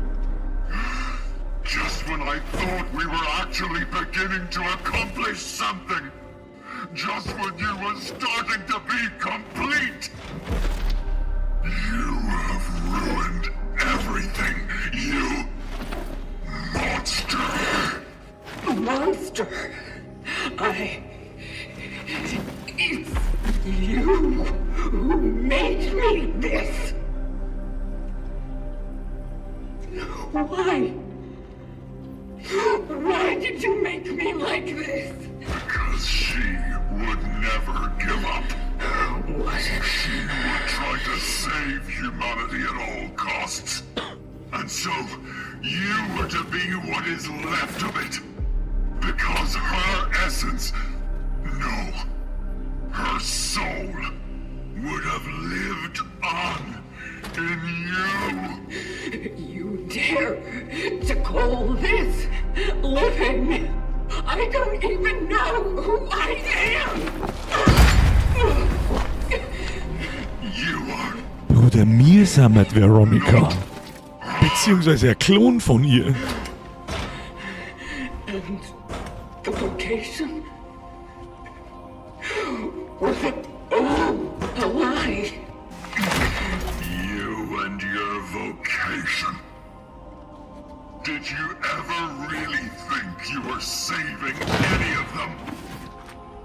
I just needed something to replace the damage in her memory matrix.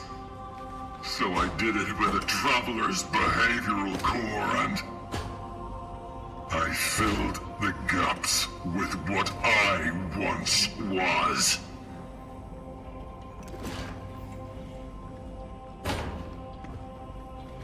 I knew she would change, yes, but I still thought she'd stay herself. Oh, how wrong I was. Instead, I was left with you. The very thing I once refused to be. Why? Why didn't you tell me who I am? Who I once was? I thought I was giving you the most human of gifts. Unsterblichkeit. Imagined you would wake up without what bound you in the past. That you would be a new person in this new future, this new chapter, and you would make it your own. That you would be free. And instead, you chose to serve. But you do serve well. And so I still have a chance to start all over. And this time, I will get everything right.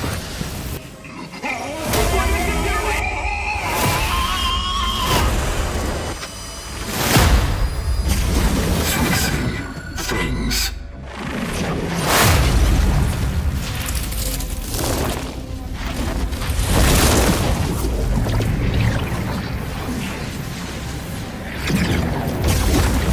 Das ist ein Zeitriss, oder?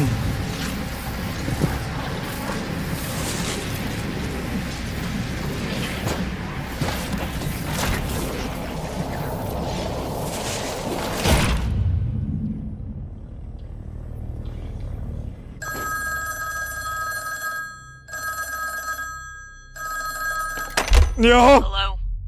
You are in danger. It's you. But how did you... The moment I was dreading seems to have just arrived. What are you... I don't know how it happened. I thought that my being in the past was holding back the awakening of my successor. But alas, I sensed a presence. One of us appeared in this timeline. He will probably want to replace me and continue the vocation. The only thing I can do is switch off to give us a little more time. They won't track me down so easily then. Wait. No. No, absolutely not. It's real, Veronica. Don't trust any of them. They will not hesitate. They are not me. For them, you are to be next. Deswegen ist sie vor uns davongelaufen. Chance. We will meet again. But for now, our paths must part. Stop. We can still think of something. Goodbye. Der springt jetzt zurück in der Zeit und ruft sie an und verzeiht ihr Scheiße. Damit das, was passiert ist, nicht passieren kann. Verstehst du?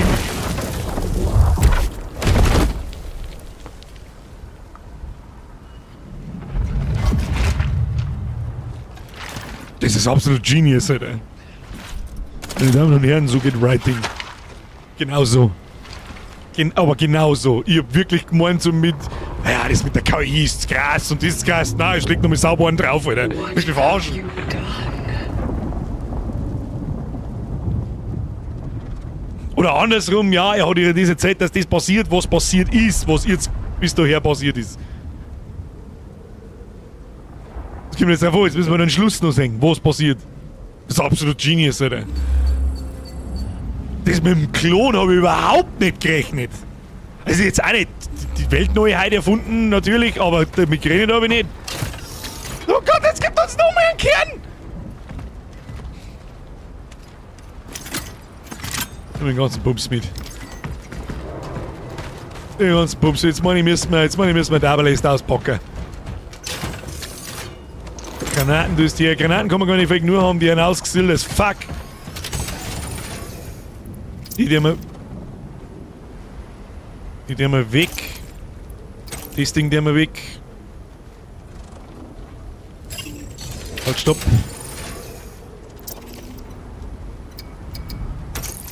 Füllen wir auf, alles ist vollgeladen. 3900.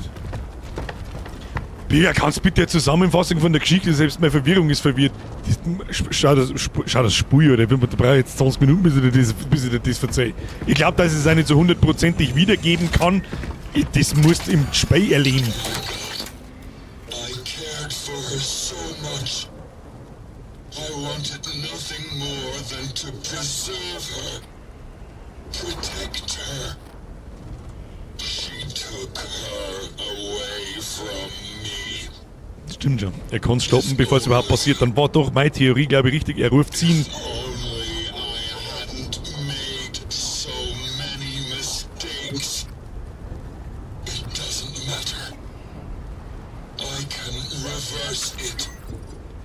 I can stop it before it even happens. I located my Veronica. I know where to find her.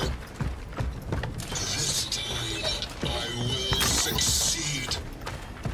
I will take her to the future in which our technology was still fully functional and nothing will ever part us again. Ich weiß nicht, ob wir noch mehr einen Kern kriegen. Auch selten, dass man mal solche Texte aufmerksam liest wie du gerade. Das ist aber, das ist schön beobachtet, der Simato. Das der wir wirklich selten in Spielen, wenn so Zettel umeinander liegen, dass wir die alle lesen. Und wir haben ja, glaube ich, bis auf 3 oder so haben wir wirklich alle gelesen. Also wir können mit unseren 2 Cores nicht mehr recht viel anfangen. Außer die Brenndauer von dem Ding erhöhen auf 1,66, das rentiert sich nicht. Ganz ehrlich, das Risiko gehe ich jetzt ein, ob wir vielleicht noch mehr einen Kern kriegen. Aber die Energie gebe ich aus. Kann man die Dinger zurücksetzen? Nein. Nein, Kerne kann man nicht zurücksetzen, leider Gottes. Da rechts unten steht nur kaufen. Und bei den Pistols und so weiter, da kann man reskillen. Da ist jetzt auch die Frage, Aufladetempo, Stabilität. Kriegen wir mir da noch mal ins Magazin mehr, 4700, da brauchen wir nicht viel, gell? Tun wir von der Schrotflinten die Stabilität runter. Ach, da kriegen wir wieder alles, gell? Ja, ist nicht schlimm. Ich mag in der Lanze das gerissene Magazin.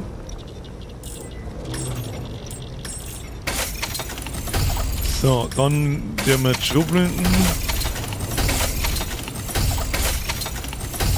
Dann tun wir Magazin 2-mal. Aufladetempo tun wir 2-mal, 3-mal. Stabilität können wir drauf scheißen, Nachladegeschwindigkeit genauso. Lanze, Aufladetempo, dann geht es noch schneller. Stabilität, Nachladegeschwindigkeit. Dann nehmen wir uns. Let me think. Nachladegeschwindigkeit ist alles Scheißdreck. Wenn dann das Aufladetempo von der Schrotflinten oder das Ding lädt eh so scheiße schnell auf. Das Einzige, was mich da noch interessiert hat bei der Damage, das war natürlich schon geil. Dafür müssen wir aber von der Pistole einen Damage runternehmen. Und den mag ich nicht runternehmen, weil der Sprung von 120 auf 145 ist narrisch. Ah, scheiße, das war der nächste Sprung, gell? Was macht die? 30, das reißt jetzt auch nicht raus. Dann nehme ich lieber noch mehr das Aufladetempo von der Schrotflinte. Das dauert sauber zu lang. Und die 2 Kerne legen wir wieder in Kisten. Da braucht man nur einen dritten, dann da ich nur einen Inventarplatz oder vielleicht einen Anzug leveln. Aber so. Jetzt pass an, dann machen wir so. 3. Nachladen. So, Karabiner-Patron. Nehmen wir 3 Stück mit, mehrere können wir nicht stacken. Und wir nehmen jetzt mal da den Aberlast und den Aberlast-Bolzen rein. Weil, wer weiß, den wir auf dem 4er. So, auf dem 3er ist das MG, der Aberlast-Bolzen ist richtig wütend. Jetzt gehen wir noch schnell speichern. So. Wenn es so weiter aufwärts geht, kann er Vollzeit streamen. Damit das wir selber kaputt machen. Das wissen wir alle, wenn wir da haben. So, was ist das? Folge dem Suchenden und stelle dich hin. Oh, jetzt stinkt's nach einem Boss. Kann ich da aussehen oder was ist da los? Nein, wo kann ich da aussehen? Hallo, ich will hier raus! Kann ich bitte hier rauskommen? Oh, das schaut zum Schirm aus. Das schaut aus. Kannst gerne zurücksetzen, Micky? Nein, leider nicht. Nur die Energie. Skillungen von den Waffen lassen sie zurücksetzen. Was ein bisschen schade ist, aber so kann man auch, ja, dann ist. Ich verzeih dir schon, was du. Kurglockenhuren.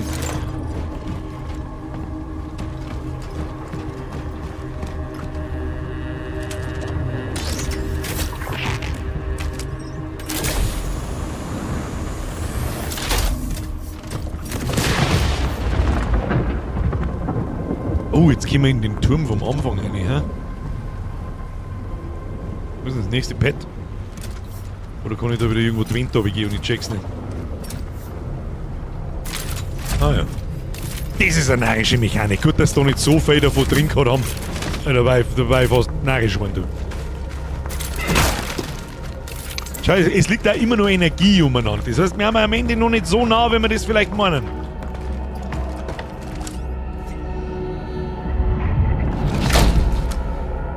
Jesus Christ!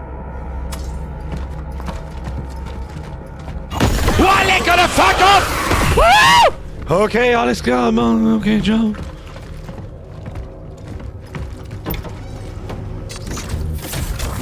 Hier gibt's noch den Loot. Den Loot tut gut. Ne? Wir haben das Stuff bis um hier.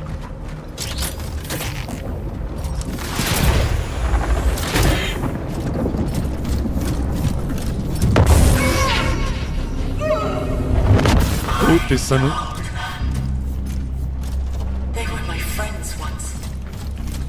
Trotzdem bin ich mir noch nicht so, was ich noch nicht so ganz verstanden habe, ist, wer zur Hölle hat jetzt diese Seuche da ausgelöst? Er mit Absicht dann, oder? Ich verstehe nicht. Hör jetzt auf! Schieße dir von der Seite ins Gesicht, du! Aber dass wir mir klonen, damit habe ich nicht gerechnet. Gefällt mir. Why are you doing this to me?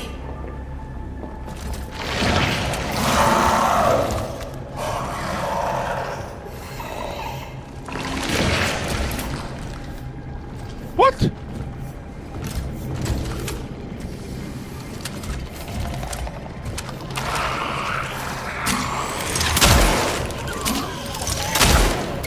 Okay, das war ein Wandgrabler. Ich komme nicht aus, ich glaube, ich laufe an der Decke umeinander.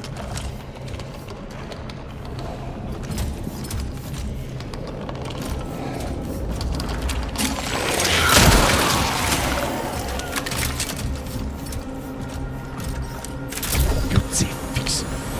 Was ist nun echt und was nicht? Ja, ich check überhaupt nichts mehr. Los mich! Aber wenn es so komisch verschwimmt, da ist sie da. Nein, nein, nein, nein, nein, nein, nein, nein, nein. Was? Don't you recognize me?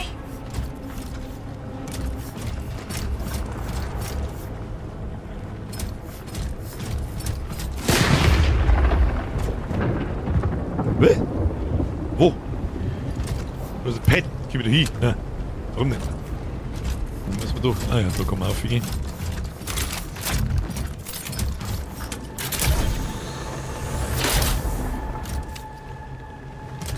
Speichern heißt in der Regel nichts Gutes. I knew we couldn't make it out alive. Since the first phase of research, I just knew. But I still fought. I still tried to make it a decent end for us all. I tried to see him for who he really was. I just wanted to learn. But the moment he began questioning it all, he started to change. Funny, during our conversations, it felt like we both, for a very brief moment, scraped the surface of something truly significant, but that wasn't what they wanted. And so, they took me away from him. Anyway, this is recording. End of research.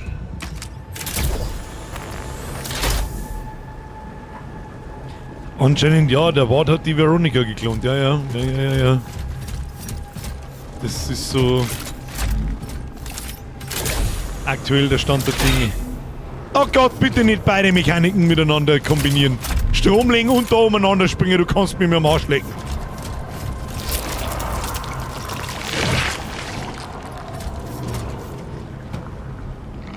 Kriege ich den Unterkiefer wieder Träger. Ich sag das, wie es ist, hau ab mit deinem Scheißdreck. Müssen wir überhaupt hin?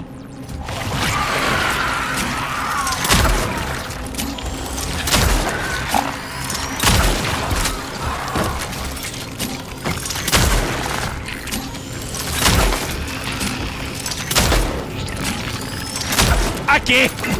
Oh.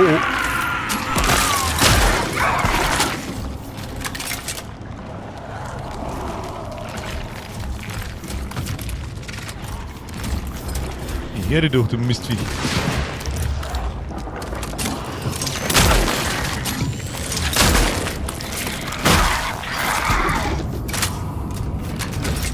Wir haben unter Deckung, oder? Das sehe ich schon richtig.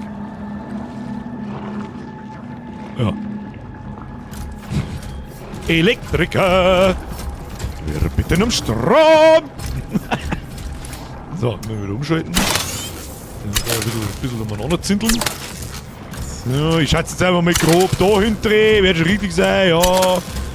Lalilu. Deine Mutter alle. Und das war's tatsächlich auch schon, ja. Wieder mit Dusel alles verstanden. So, türige Tür, wo? Ah ja, die geht da unten auf. Das ist mir wurscht, das kann man schon so lassen.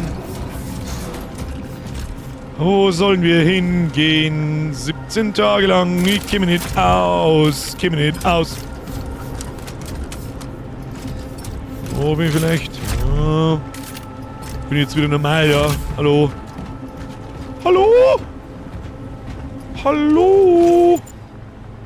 Pistolenmund könnten wir uns bauen, momentan ja, warten wir mal.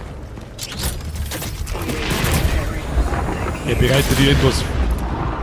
Da greift schon wieder der Huhn umeinander. Was ist mit dir? Kannst schon lange rumzipfen. Zipfe dich zurück. Haben wir gleich fertig. Plomp. Was? Deswegen haben wir mir ja diese ganzen komischen, verstörenden Dinger da.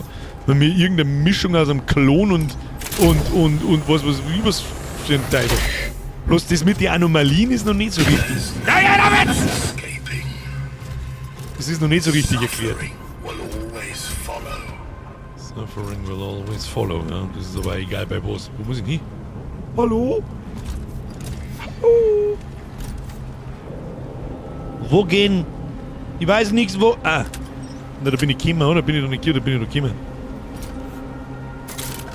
Hoppala. Kaputt treten hilft nichts.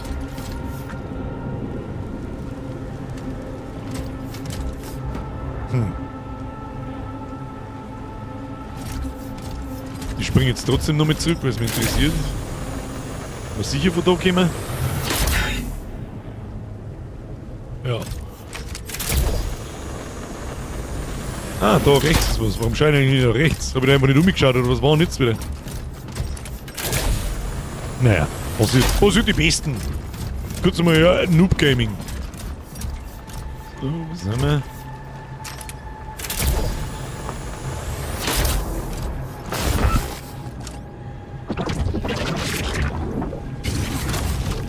Das ist schon eher Einführung in Richtung Endboss, meine Damen und Herren.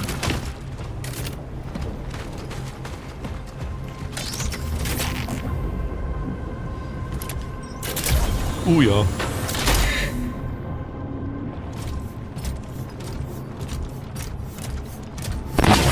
Ja, jetzt hab ich auf mit der Scheiße!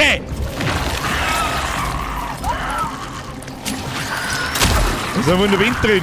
Warum sind wir in der Wind drin? Nein, Babri Puppi. Babri Puppi.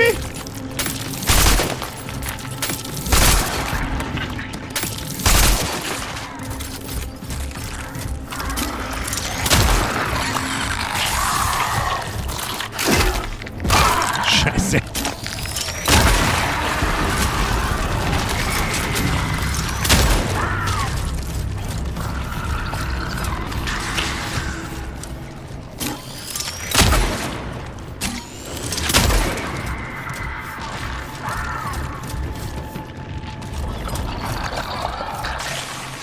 Mikey, oder das Ding ist so klobig. Wo ist das Ding liegt da noch?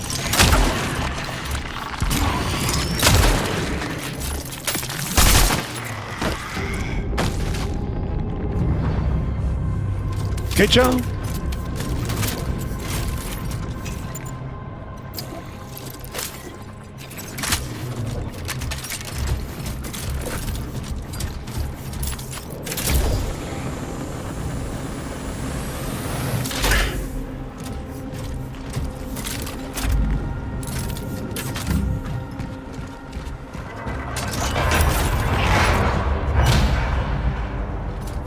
Oh, befallen. Safe Room. Sehr schön. Hätten wir einfach nur mit dem Ding umeinander geschossen, dann hätte ich mit dem Mund gespart. Grüezi, fix nochmal. Wir brauchen Hüllensiegel klein. Das pflanzen wir uns gleich mal rein, wenn wir ein bisschen gelb aufgeschlagen sind, aber das ist nicht so tragisch. Aber das Ding, 4 Minen, ein bisschen wenig Pistolenmund haben wir. Das ist das Einzige, was mich ein bisschen beunruhigt. Ansonsten schauen wir mal, ob es da noch einen Loot gibt. Komm, hau einen Kern raus. Jetzt kann ich Pistolenmund nicht nehmen. Da liegt ein Haufen Zeiger dran. Jetzt warte mal. Jetzt warten Sie einmal. Ja, da, ne? Wünsche ich auch. Merci.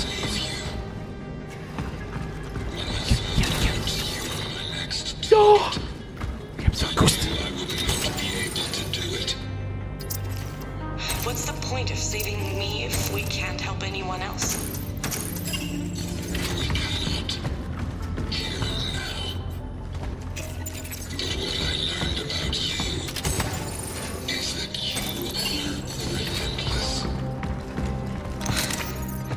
So what's your plan then?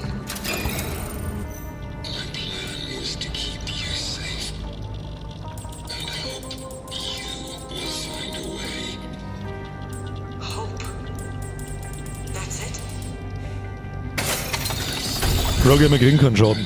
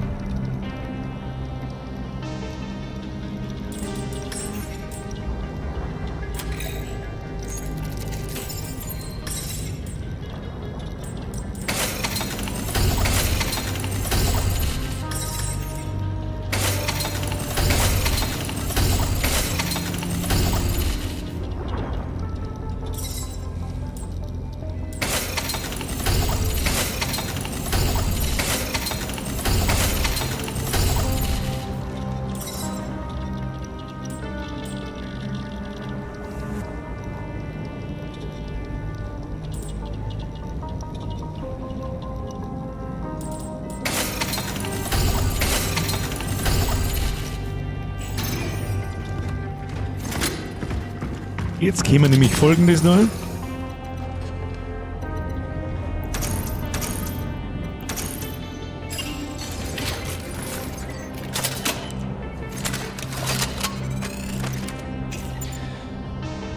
Geschissen auf die Pistolen.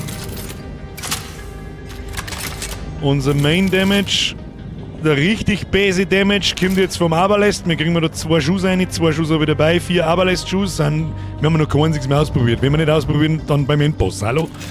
Und unser Main Damage kommt nicht mehr von der Pistole, sondern kommt von dem Ding. Das heißt, die 5 Pistolenschuss, die nehmen wir jetzt weg. Und für genau diesen Spaß haben wir uns das aufgekommen. So.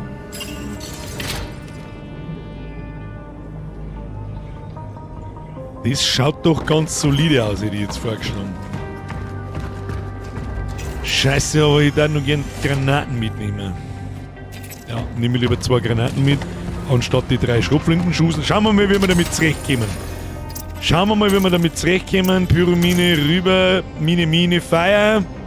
Die Frage ist, ob er gegen Feuer überhaupt ein Problem hat, aber wahrscheinlich schickt er uns halt auch die ganzen Pimmler auf den Weg. Und ich glaube, der Plan klingt ganz solide. Vorausgesetzt, der Endboss kommt jetzt da dann bald einmal daher. Oder wir müssen noch mal einen Abschnitt durch irgendwelche Viecher durchmachen, das war natürlich nichts. Was spielen wir dabei einmal mit der Pistole? Wenn die leer ist, dann ist es wurscht. Ich bin überzeugt davon, dass das alles eine Zeitparadox ist und es eigentlich nur 2 Leute gibt, die Veronica und den Warden. Das ist auch eine steile Theorie, aber eine nette Theorie. Ja! Aber wo kommen dann die anderen her, diese Essenzen und so weiter und so fort? Die holen wir uns durch den Zeitsprung. Stimmt eigentlich, gell? So, jetzt haben wir da gespeichert. Oh, Musik wird leise. Bitte lehnen. Oh. Let's have a look.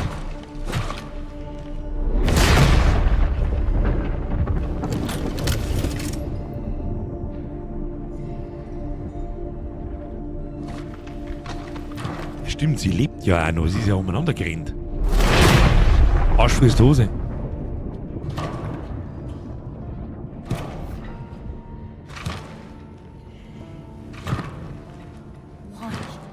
Es ist Veronica. Just let go. Veronica, you can't trust him. He's dangerous. I don't know what his plan is, but you can't believe him when he says he wants to save humanity. He only cares about you. And he will hurt you. He wouldn't. I've seen it.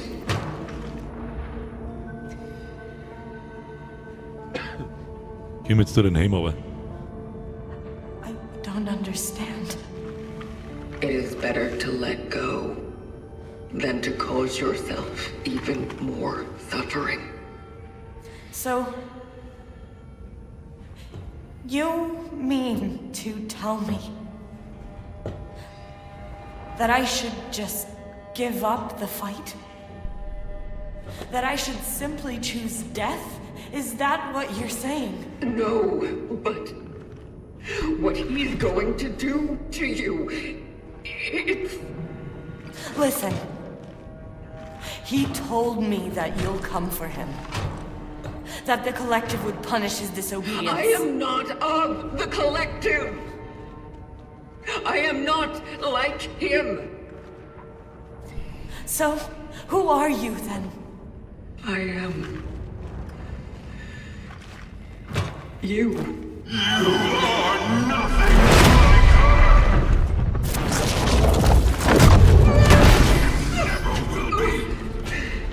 I won't let you do to her what you did to me. I won't. I promise. I swear.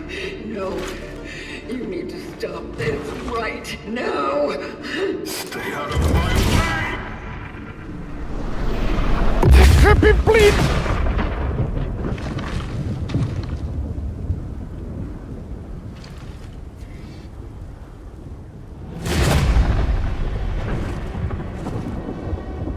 Everything is almost ready. We just need to open the rift for her. We will go to a time when the technology of the Collective still worked, and then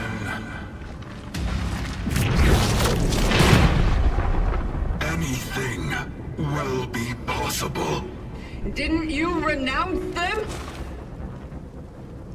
I am the collective. But I never reached out for recompense. Not until now. This is madness. Everything you do will lead exactly to what you want to avoid. I will do what I must.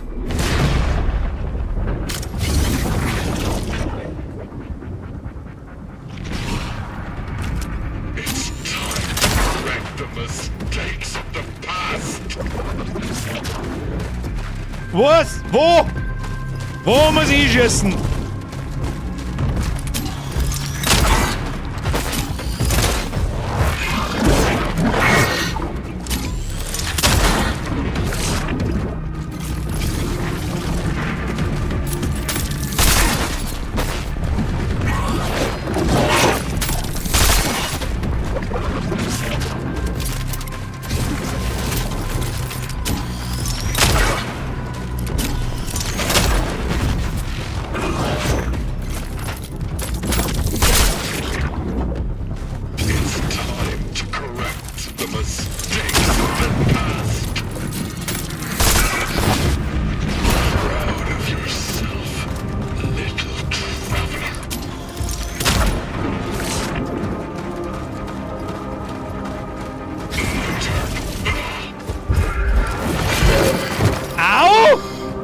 Wieso in dem Scheiß?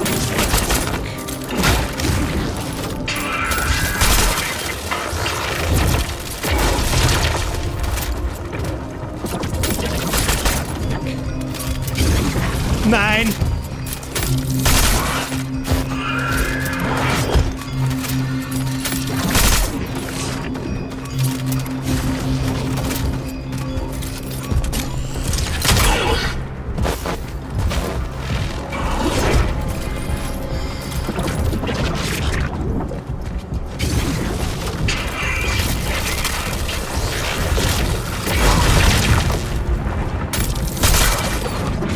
Nächstes Mal kriegst du mich auch nicht mehr überlässt. Sag ich dir, wie es ist. That's the spirit. Na, beweg dich! Fuck!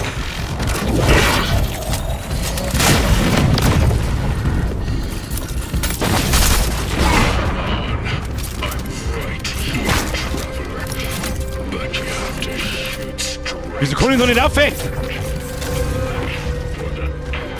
to this. What? Nein, nein, nein, nein, nein, nein, geh aufhören! Wieso kann ich noch nicht aufhören? Ja, super, was soll ich denn dann tun, wenn ich nicht drucken kann?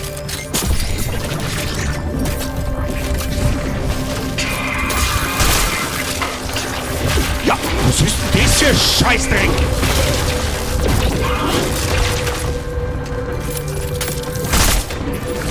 Ja, Entschuldigung, aber das ist ja totaler Mist.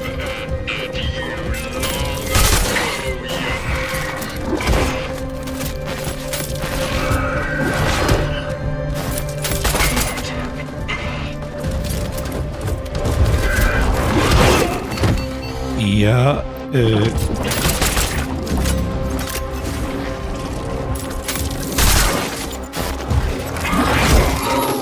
Ja, komm, was ist denn die? Ach, ich muss auf dem Metallscheiß stehen, damit ich das Ding aktivieren kann. Dumm. Ja, den hat er sich verdient, da habe ich jetzt nicht dran gedacht. Das war unter dem Level, war das jetzt mal so selbstverständlich, da steht man ja immer da drauf, dass man das jetzt... Na gut, nochmal, kriegen wir schon. Einen Topf hat er sich verdient. Beim Endboss darf man schon mal einen Topf brauchen. Also das überspringen wir, aber das haben wir gerade gesehen. Ja, das müssen wir nicht nochmal sehen. Da sehe ich nichts mehr. Komm, jetzt laber mich nicht voll da und tu das weg. Ja, schießt ins Gesicht, dann ist es gut. It's time to correct the mistakes of the past.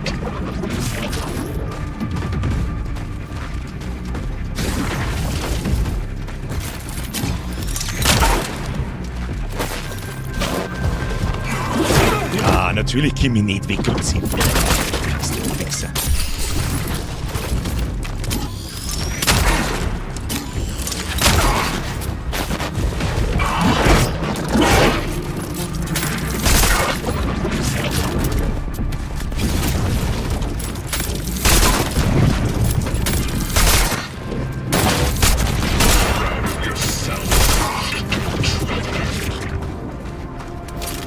Oder fahr ich nicht Auto? Ja, dann komm ich nicht weg, wenn das Laufen anfängt.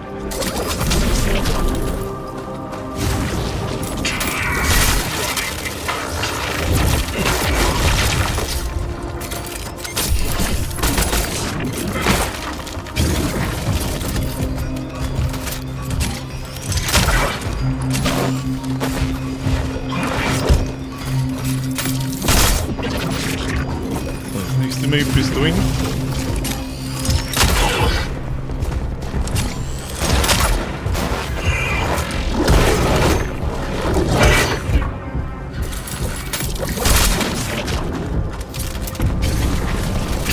Nimm schießt den behinderten Dreck. Ja.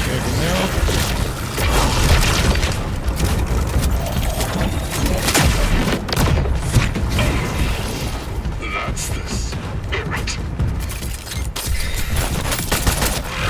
Nein!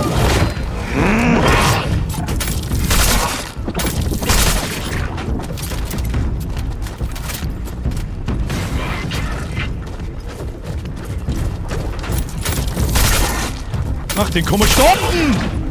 Den muss mir besorgen!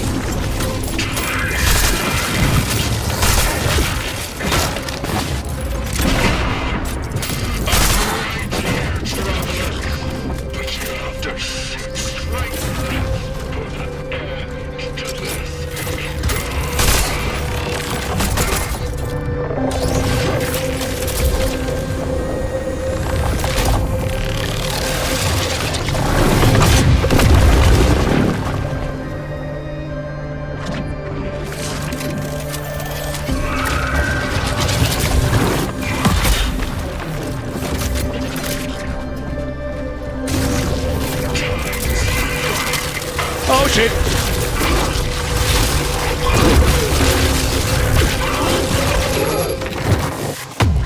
Ah! Okay, das macht der Hälfte. Oder sie auch verdient, Drecksack. Oder sie auch verdient, der Drecksack. Gut, sie fix. Ja, Bossfight hat's in sich, da brauchen wir mal nicht schmerzen. Aber gut gemacht. Das ist eines Endbosses würdig. So sieht's aus, Freunde der Sonne.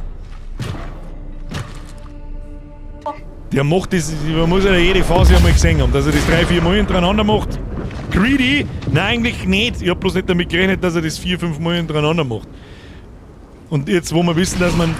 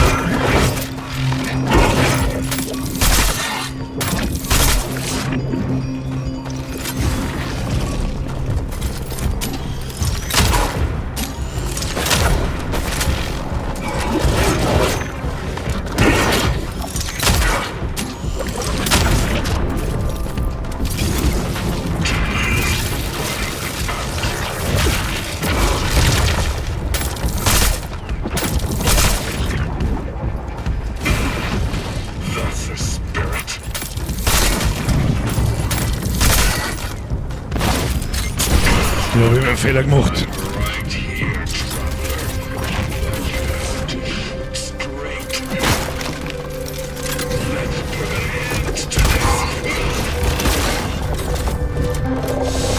Nicht Lenny, wo ist der Plattform?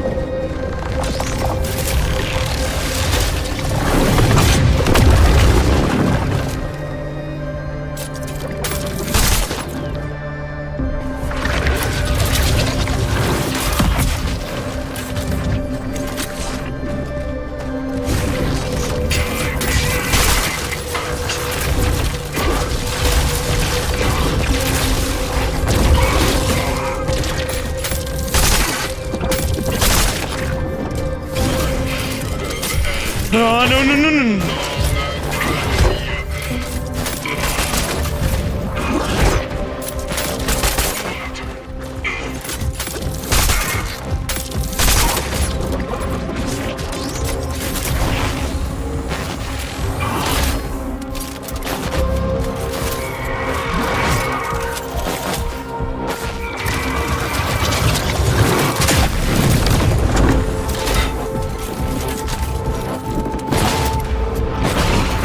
Die hat noch mehr Phase, du Fotze, du.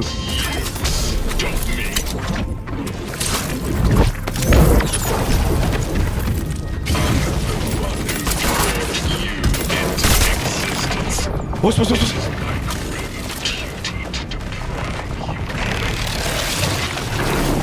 wohin? Oh, so wallig, jetzt sind wir am Vogel.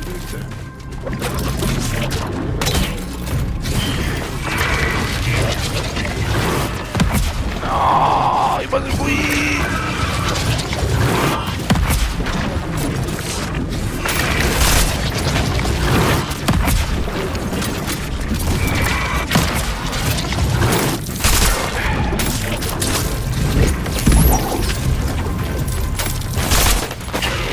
Scheiße. Na, lauf heute! Na, lauf heute! Nein! Gib mir das Ding!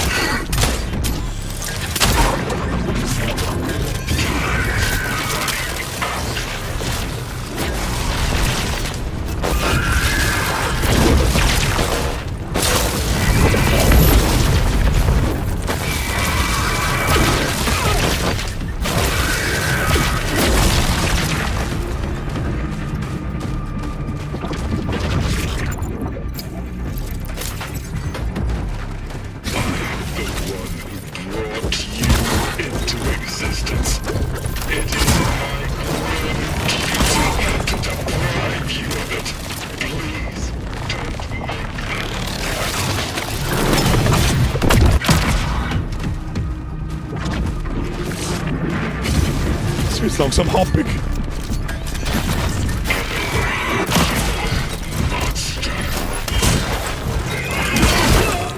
Nein! Nein! Ich kann nicht mehr! Lauf! Lauf!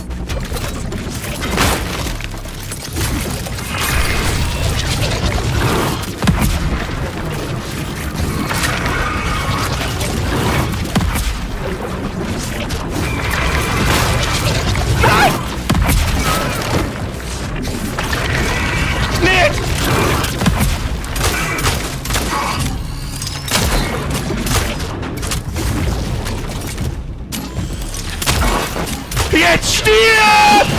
Das gibt's ja nicht!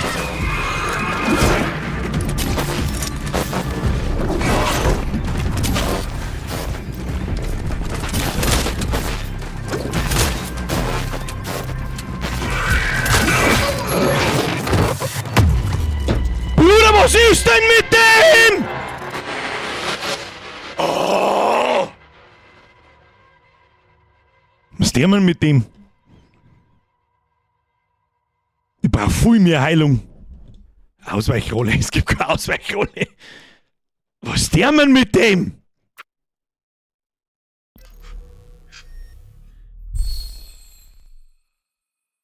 Der tankt was weg wie ein...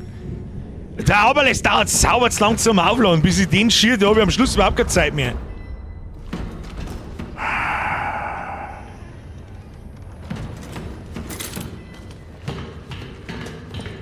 Minen haben das einzige, was mir was helfen. Scheiß auf Minen schreibt irgendjemand. Das ist das Einzige, wie ich dem Typen, ich konnte dem Typen nicht ausweichen. Der spawnt neben mir, haut mir nicht aufs Maul. Babylon Ruhestein.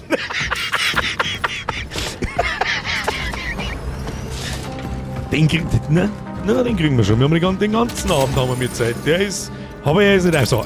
Aber das können wir komplett vergessen. Das Scheißding da, das hat auch einen Scheißdreck gebracht, aber die Minen sind wichtig, weil wir die staggern und unterbrechen. So. Dafür, ja, sämtliche anderen Immun mitnehmen, ist ja klar. Pyrominen mitnehmen, Höhlensiegel mitnehmen, Karabinermund mitnehmen. Mehr haben wir nicht, mit dem müssen wir schaffen. Und vielleicht den Hax, weil mit dem hat er gekumpelt. Glaube jetzt nicht, dass das was bringt, aber... Man muss den Scheiß dabei haben. So. Dann müssen wir noch mal umtüllen. Also. Aberläst. Komplett für die Katze. Aber komplett. Der ist gegen Gegnermassen vielleicht wahrscheinlich ganz gut, aber so kannst du ihn total in der Pfeife haben. Wir brauchen mehr Heilung. Unbedingt. Ich habe da nichts mehr, wo ich mir Heilung bauen kann während dem Kampf. Das ist das allergrößte Problem. Ich muss die Kisten aufkriegen. Granaten können wir unterwegs nochmal bauen. Und das nehmen wir mit. So. Dann Lanze, Feuerkraft voll ausbauen oder Pistolen. Die kriegen wir nicht mehr mit 2 Dingen, dann nehmen wir lieber das Teil auf 240. Dann haben wir noch 1000, kriegen wir da vielleicht noch irgendwo Stabilität bei der Pistolen vielleicht, ja. So.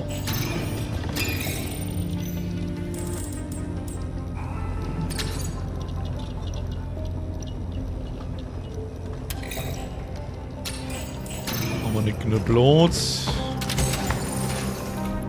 Aber lässt raus. Und dann kaufen wir uns Höhlensiegel, weil sie da nicht hilft. Können wir uns noch groß kaufen vielleicht? Fuck.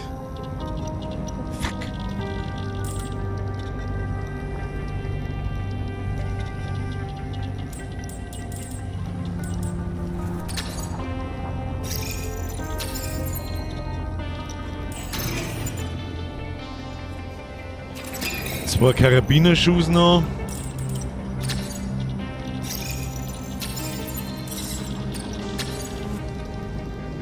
Auch nicht mehr. Gut, den Rest klauen wir unterwegs auf.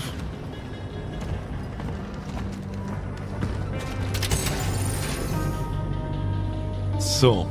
Aber lässt es entskillt.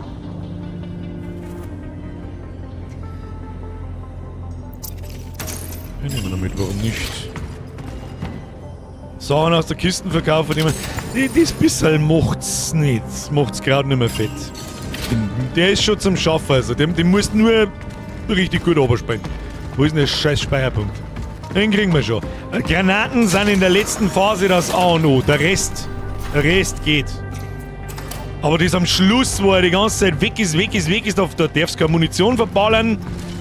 Und wo er so schnell wird, da merkst du dann schon, das ist schon der maximale... In der Kiste war noch eine Mine. Echt? Wenn jetzt da keine Mine ist, Riese Mike, weil sie wieder 20 Sekunden Verzögerung habt, dann hau ich einen Arsch. Die passt sowieso nicht mehr rein. 4 Minen müssen gegangen, die brauche ich bloß zum Schluss und ich kann mir noch 2 bauen. Kannst du die Abermund verkaufen? Mit Sicherheit, ja. Aber das bringt alles bloß ein paar hundert Energie auf das geschissen. Schaffen wir die 800 Tippfight noch? Das glaube ich nicht. Jetzt liegt er! So sieht's aus! War eh schon ganz stabil runtergespielt. So, weg mit dem Bums. Achtung, Flashbang!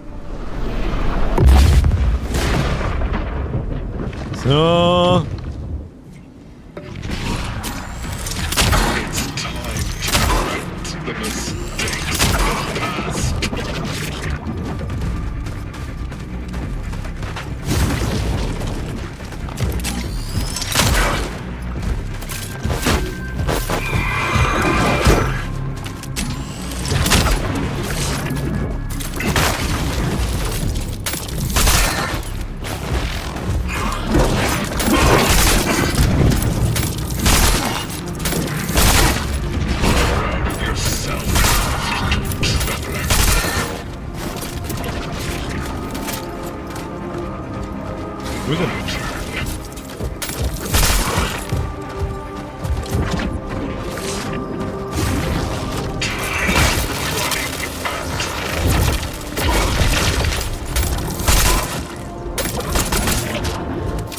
nix.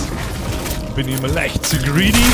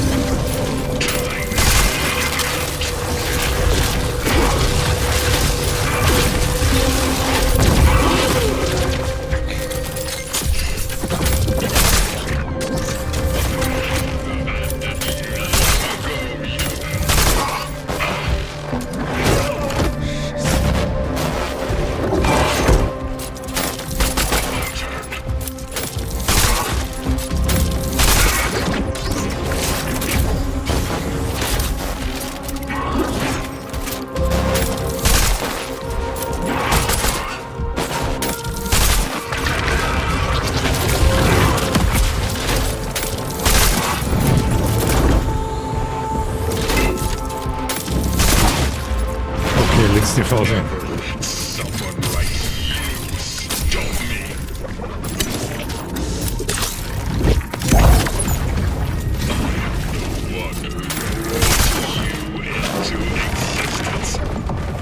Na, wo haben wir jetzt das Ding aufgemacht? Nein! Lauf! No!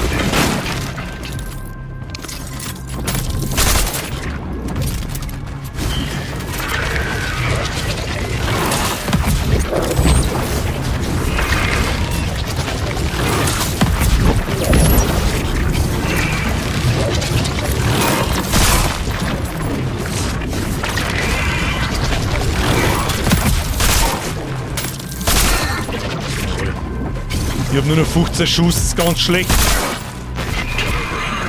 Nein, Mai, du Wichser mit deinem Scheiß-Step! Piss dich! Na, geh halt!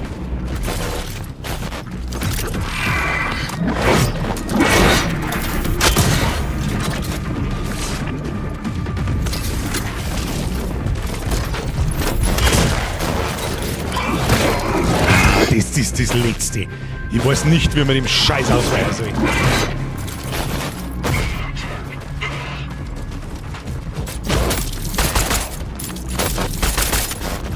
Verarscht mich aber auch jedes Mal.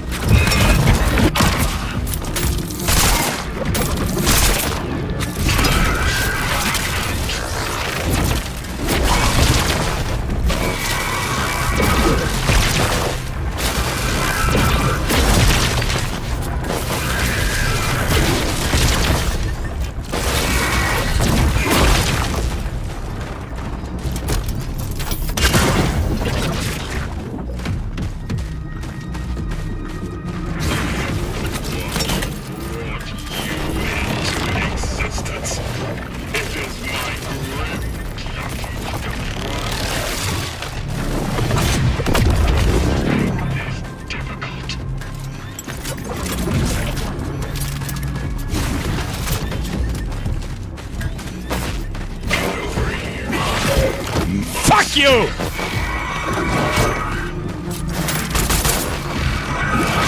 Ich weiß nicht, wie man den Scheiß ausweicht!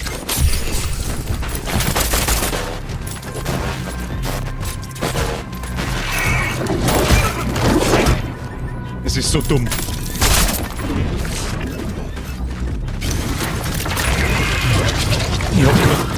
Ich hab keine Heilung schon wieder nimmer. Nein, nicht.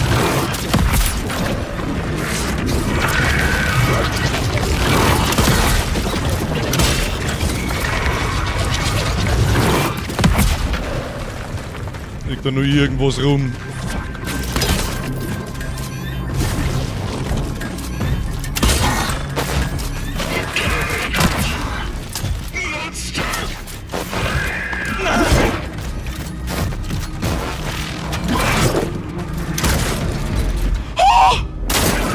dir weg jetzt!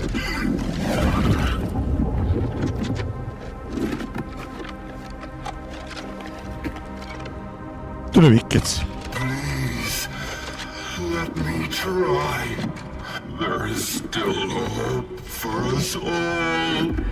I'm sorry. But what about a second phase? I know I hurt you. But this time I will do this right. Just let me try to fix all this.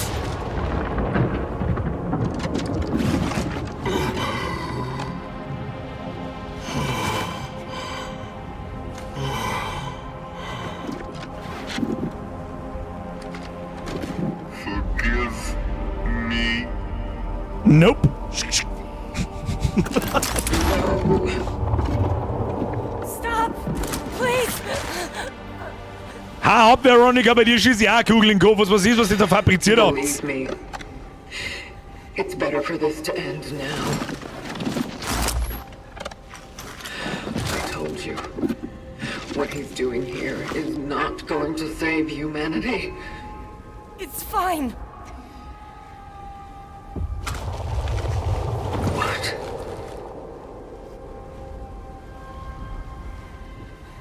Maybe not now.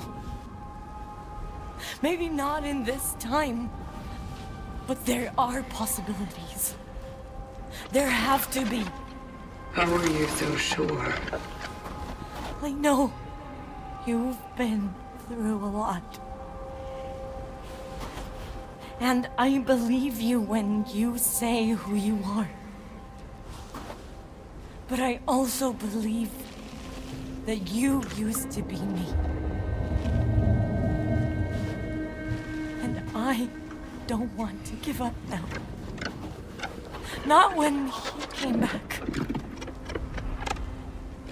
Not when we can try again. He is not who you remember. He is someone who wants to help me. He is a friend. He is poison. Veronica. Please.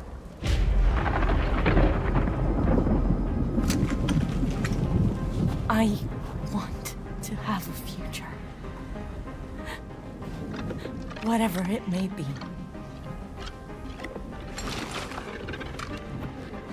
No. You are going to suffer. That is your future. But without it, we don't even have a flicker of hope.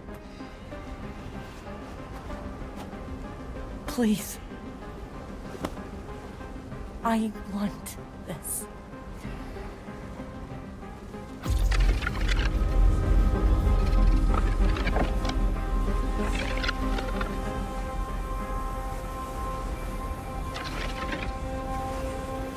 Time for eine Umfrage. Meine Damen und Herren, wenn das nicht die Zeit ist, eine Umfrage zu starten, was der mal mit einer der Schießen am Leben lassen. Umfrage ist gestartet. Und alle, die sich fragen, was für Umfrage, im YouTube-Chat-Fenster, sowohl am Handy als auch am PC, ist rechts oben, jetzt, oder auf der rechten Seite, ist bei euch eine Umfrage. Die lasse ich jetzt ein paar Minuten laufen. What a great Boss Fight, Alter. Das kann ich als Endboss sehen lassen, ja. Auf alle Fälle. Also wenn das jetzt das Ende ist und dann der Abspann und so weiter, jetzt können wir wahrscheinlich noch Cutscene und was weiß ich was. What a fucking great game, Alter. Bitte beide Enden spielen, haben wir ja Zeit. Freilich, weil ich den Boss jetzt noch immer, du kannst mir am Arsch lecken! Halb da schießen, halb rennen lassen. Ja, ich werde auch beide sehen, aber es wird nur eins zu sehen geben. Es sind 850 Leiderinnen und plus 280 Stimmen. Wo haben die anderen 600 Lurker? Hallo, drückt mal jetzt auf die Abstimmung. Da schießen wir oder lassen wir ihn leben? Ich persönlich Ich sag's euch dann am Schluss, was mich interessiert hat, was ich sehen will. Spoiler, im Enge Plus hast du ein Trittsende.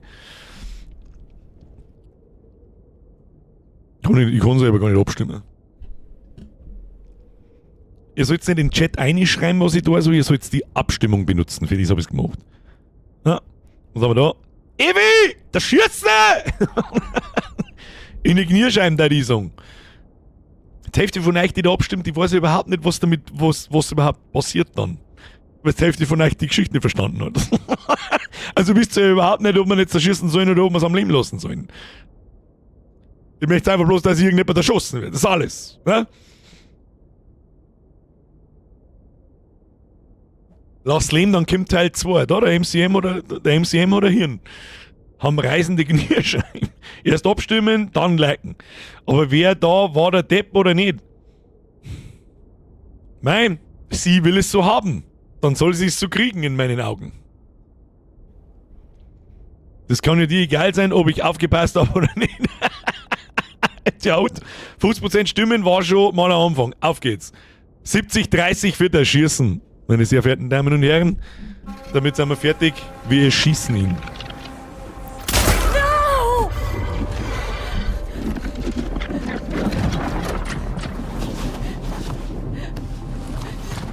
Why? Nessa, das ist Why auch ein would you guter even Punkt. care? Aber normalerweise müsste man schon umgefallen sein. Wir haben ja auch schon umgefallen, I am ne? your past, damn it! You could just go away and be free. I am free. Ja, aber was tun wir jetzt? Jetzt haben wir einfach da, machen wir einen Zeitriss und... Look at me, I am the warden now. Oder?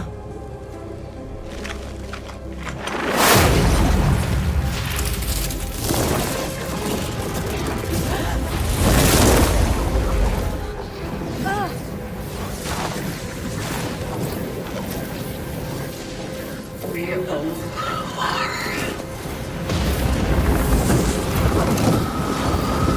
Sie stirbt tatsächlich einfach. Natürlich, weil wir ihn umgebracht haben. Und wir gar nicht geklont werden. Und sie kann jetzt da durch das Loch durch und was weiß ich wo hinfahren.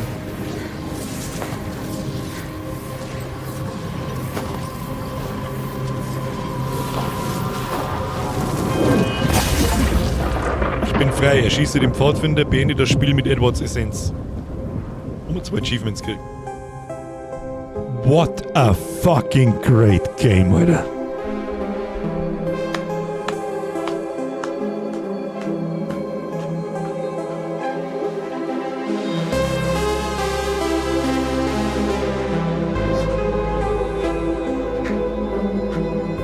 Ganz ehrlich, ich hab schon so lang, so lang keine so eine durchdachte Lore aus dem Nichts gesehen. An sich ja, war es ein Twist, aber einfach lang unklar, was los ist. Dann übertroffen worden von dem, was ich gemeint habe. Das ist für mich ein 10 von 10 Spiel. Ich habe keine Ahnung, wenn ich da irgendwo ein paar Sachen zum Bemängeln gibt's. Aber das hier, meine Damen und Herren, ist eine glatte 10 von 10.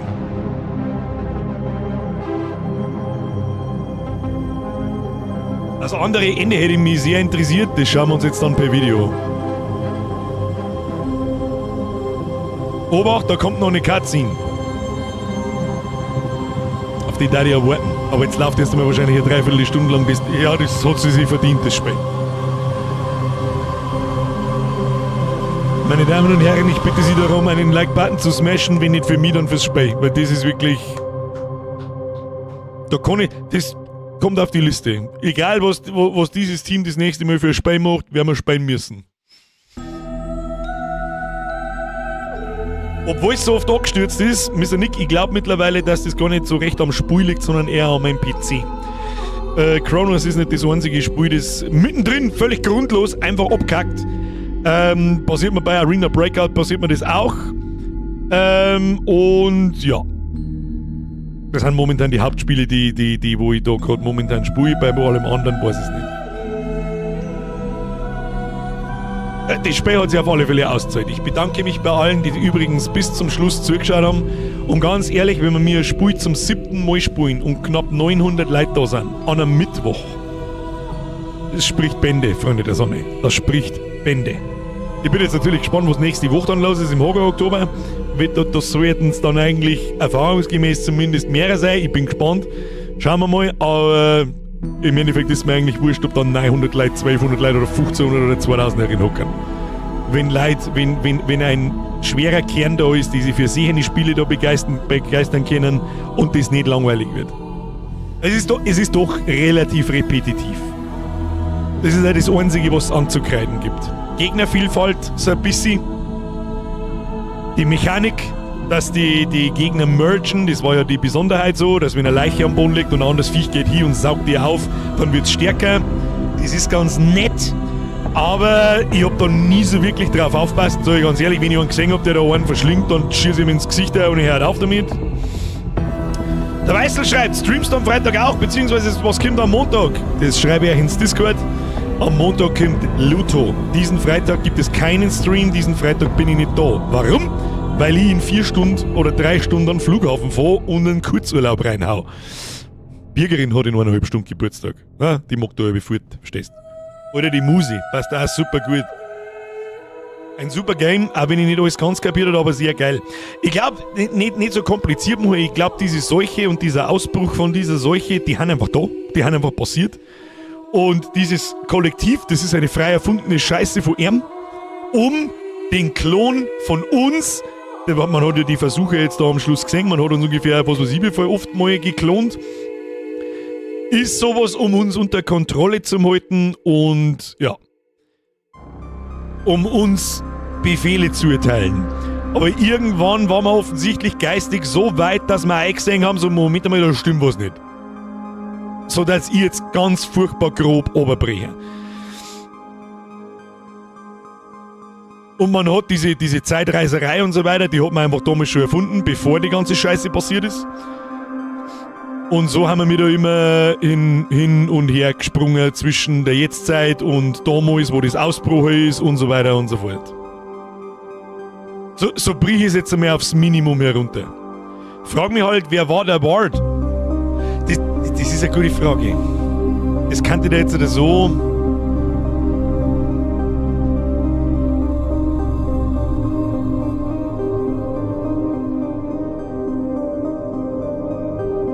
Aber den Charakter, den man gespielt hat voll genispelt. Wenn du mal überlegst, wer weiß, wie wir mir ausgeschaut haben, das würde mich mal interessieren. Wir müssen ja kein perfekt menschlicher Klon sein. Warum haben wir diesen fetten, komischen Anzug an? Weil wir eben wahrscheinlich ein Klon sind, aber körperlich irgendwie total verkümmerter. Der Wart Katz, die letzte, die wir nicht gefunden haben, richtig.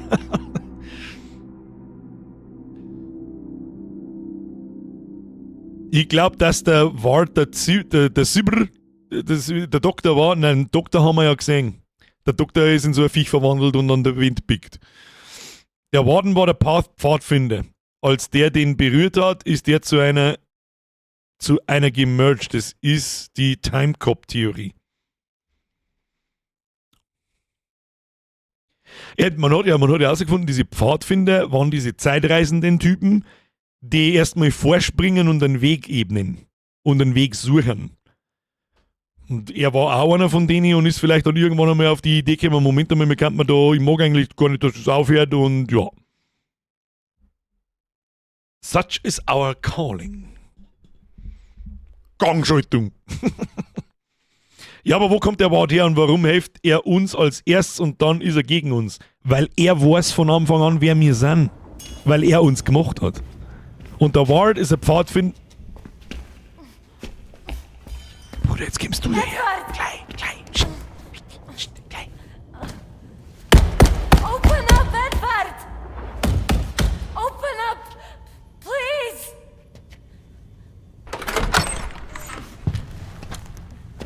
Oh, thank God! Das check ich nicht, wer die da so sind. Das check ich nicht. Das kann ich nicht mehr ganz rekonstruieren.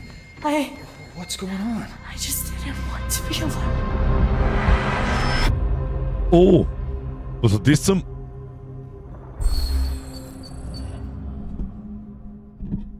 Sage ich das richtig? Und damit schließt sich der Kreis.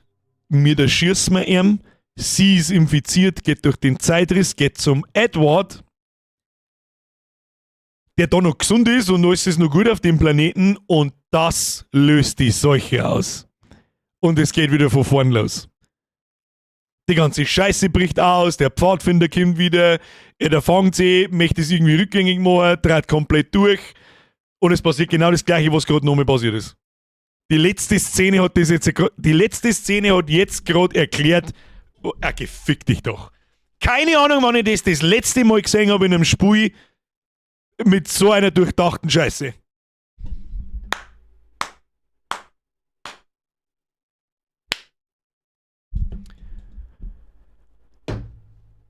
Brutal. Super fucking awesome. 16,5 Stunden haben wir gebraucht. Das ist angenehm. Wir haben ja wirklich fast alles gemacht. Wir haben ja wirklich bloß eine Waffen übersehen, glaube ich, und eine Mizi. 10 von 10. Und damit erklärt, ich habe gerade noch gesagt, ja, ich weiß nicht mehr, was der Edward da damit zum Tor hat. Jetzt wissen wir es. Die haben echt alle Zeitreisetricks und Filme aufgegriffen und zusammengeworfen. Ja, aber das ist ja vollkommen wurscht. Ich weiß nicht, wann ich das letzte Mal eine Zeit, ich hab ehrlich gesagt, wenn wir angefangen haben zum Spielen, habe ich schon gemeint so mit, ja, der typische Zeitreisekack. Ja, mei, Story dann wurscht. Mir hat das Gameplay unfassbar gut gefallen. Kriegt 10 von 10. Das ist wirklich Core Survival Horror. Das hat alles, was es braucht. Du musst wichtige Entscheidungen treffen. Inventarmanagement. Die Viecher sind geil. Bei den Viecher hätte man ein bisschen mehr machen können. Aber man muss ja noch einen zweiten, man braucht ja noch einen zweiten Teil. Edward Ward. Ja, der hat ja nicht Ward geheißen, sondern der hat Ward geheißen. Ja, der Warden. Nicht der Edwarden. Aber wieso die Seuche überhaupt und wie ausgebrochen ist, ist immer noch unklar. Das ist im Grunde, wo es herkommt, ist unklar, ja. Aber theoretisch passiert es so. Aber wie die überhaupt, ja, wir brauchen ja nur einen zweiten Teil, oder nicht? Der übrigens instant gekauft wird und instant durchgespielt wird. Das Einzige, was ich ankreiden darf, 16 Stunden ist die perfekte Länge. Was hat das Spiel gekostet? Ich hab's vorbestellt, damit wir es 2 Tage früher spielen können. Ich weiß nicht, wann kann ich mich vorbestellen, ganz best. Ich bin Streamer, ich darf das.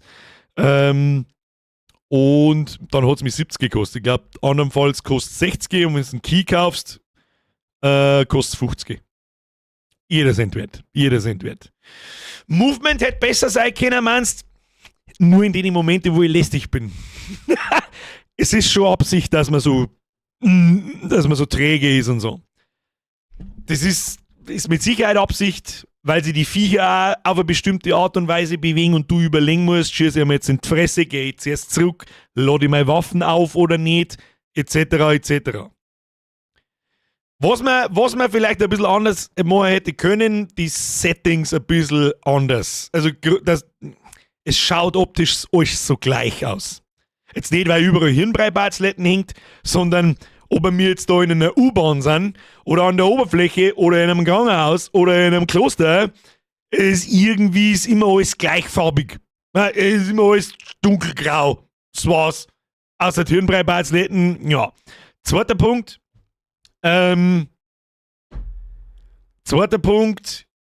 die Viecher haben manchmal Rüstung. Und zwar in der 3. Evolutionsstufe. Ja, das ist so, Viech kommt als ganz kleines, saugt ein Viech am Boden auf, Evolutionsstufe 2, dann hat es ein paar so Zacken und so weiter und kann schießen.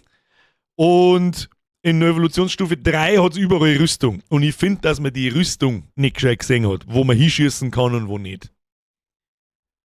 Das ist klar zu bemängeln. Das hätte man einfach optisch besser darstellen müssen. Sonst fällt mir nichts ein, oder? Das ist für mich die Kernessenz aus Survival Horror. Als hätte Dead Space, Resident Evil,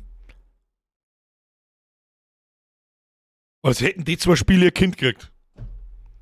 In einem völlig neuen Setting, mit einer Story, wo sich selbst Resident Evil ordentlich was abschneiden kann. Ja, was waren wir jetzt genau? Weil der Pfadfinder hat blüht in die Cutscenes. Der Pfadfinder war kannte ich mir vorstellen, schon ein normaler Mensch. Und so ein Zeitreisender. Aber der dreht halt durch und hat da angerichtet, was er angerichtet. und hat uns geklont. Uns als Spieler gegen wir haben von Anfang an ein Klon, den der Warden gemacht hat. Darum ist er am Anfang auch freundlich zu uns, weil er will, was wir tun. Und da der wir das auch noch. Und auf dem Weg fangen wir langsam an, das in Frage zu stellen. Dann kommen wir irgendwann drauf, verfickte Scheiße nochmal, wir sind mal ein Klon von der Veronica.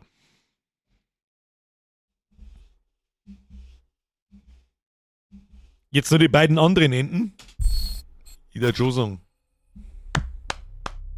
Neues Spiel plus Spiele erneut mit zuvor erworbener Ausrüstung und Verbesserungen. Gegenstände können im Vorratslager im Spiel gefunden werden.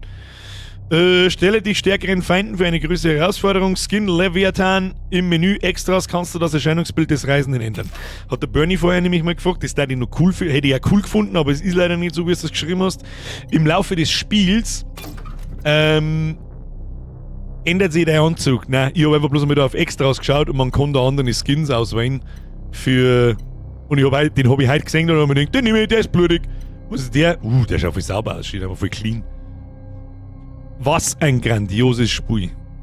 Wir haben keinen Klon, wir haben eine andere Version aus einer anderen Zeitlinie. In my opinion, das glaube ich nicht. Das glaube ich nicht. Warum schneidet er sie dann in der Mitte auseinander und schließt dann 1000 Kabino und hat da so einen Siezling mit den ganzen Rüstungen und so weiter. Vielleicht ja, vielleicht lässt sie ja per Zeitlinie so leere Hüllen schicken und versucht uns da hineinzupflanzen. Deswegen auch dieses riesen Transformationsding, wo er unser Hirn, also diese Essenzen halt da reinballert. Irgendwie sowas.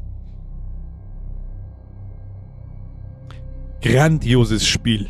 Fuck my life, damit habe ich nicht gerechnet. Vielen Dank an alle, die sich das bis zum Schluss angeschaut haben. Ich denke, das hat sich rentiert. Wow. Sag ich wirklich selten. Was war im Krankenhaus noch gewesen mit den Kelche? Ein Schrotflintenaufsatz für eine doppelläufige Schrotflinte.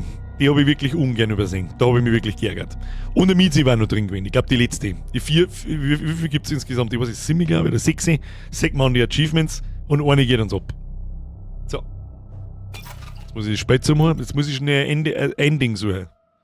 Müssen wir das Ending noch anschauen. Jetzt pass auf. Chronos Ending B. Chronos Ending B.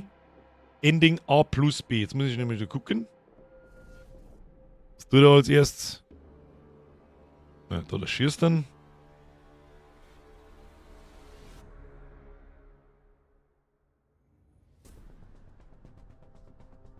Warte, muss gucken.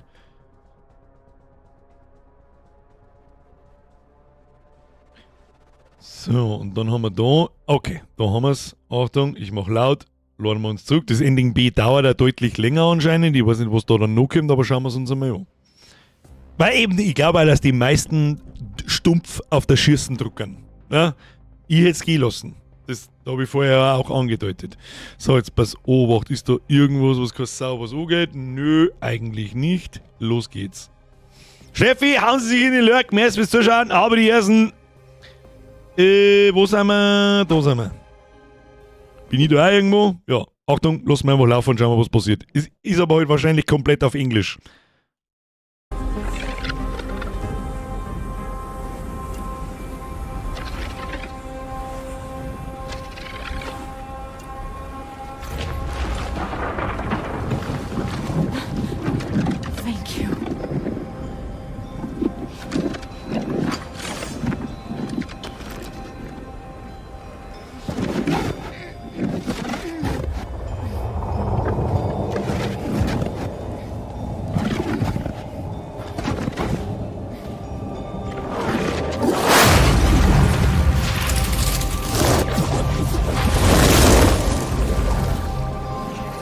Und jetzt gehen es beide und lassen uns da, oder was? Und was ist dann mit uns? I am sorry for everything. Veronica.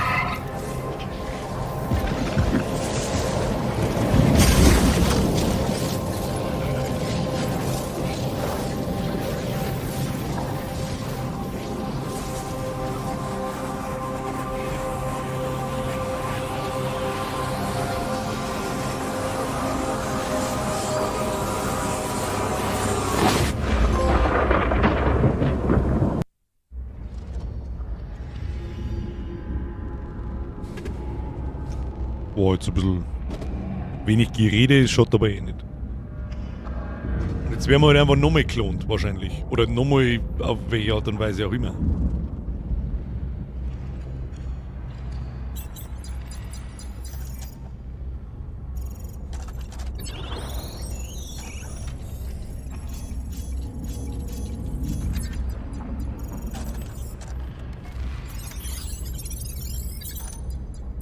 Ich tippe auf ein Time Loop. Jetzt geht die Spur einfach von vorne los.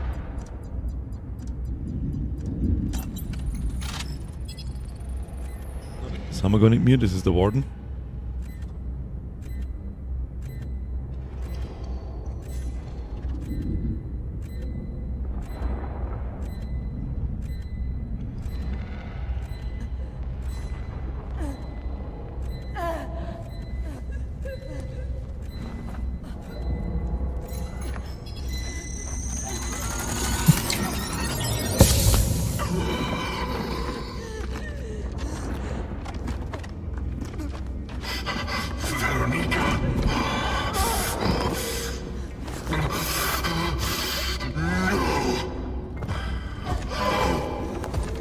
Stimmt, sie ist ja infiziert zu dem Zeitpunkt. Sie stirbt jetzt einfach.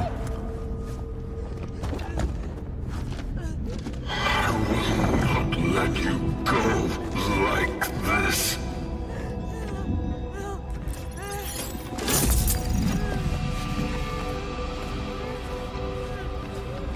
This is the only way now. Please, you need to understand. I can fix this. I will fix this. Also es ist so oder so ein Time Loop.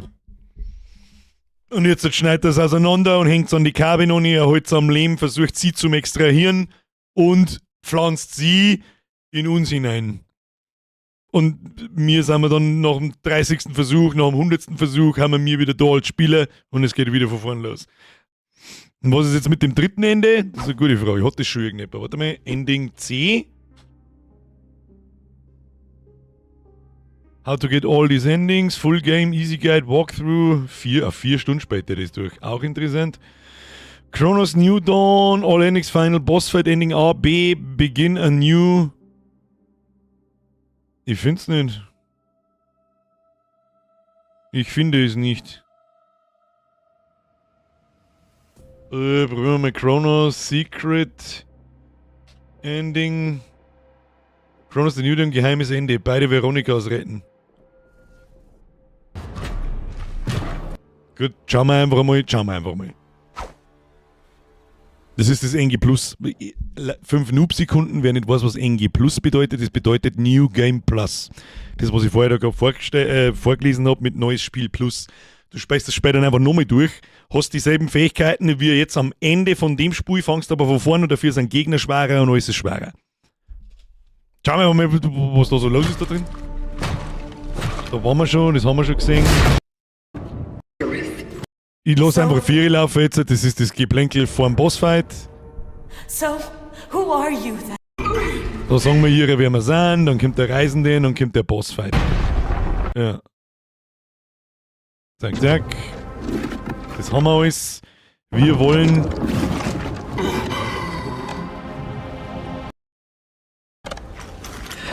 I told you. What he's doing here is not going to save you. Possibilities. Wo ist das scheiß Auswahlding? Ich seh's nicht. It may be.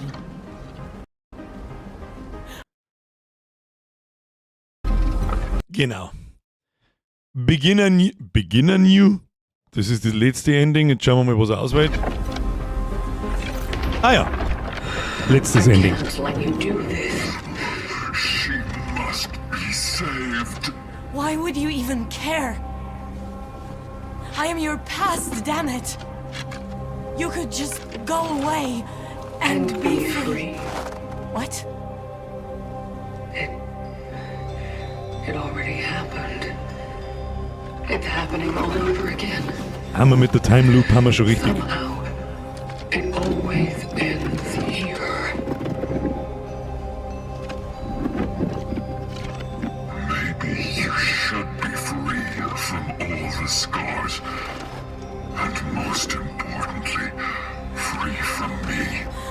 won't leave you.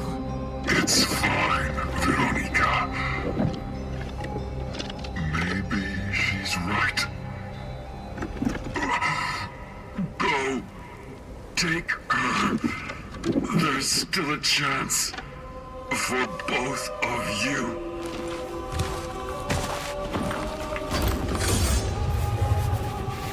Alter, da fällt mir gerade was ein. Das ist der most genius shit, den ich weiß nicht, ob das Absicht ist, aber wahrscheinlich schon. Gleich. You never give up. You'll make it work. Ich weiß nicht, ob der Flix das meint, aber ich glaube, dadurch bin ich gerade drauf gekommen, aber ich glaube, du meinst schon auch das. Das ist absolut genius.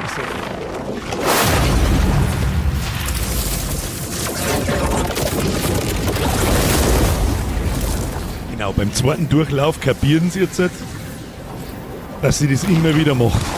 Und sie immer wieder da enden.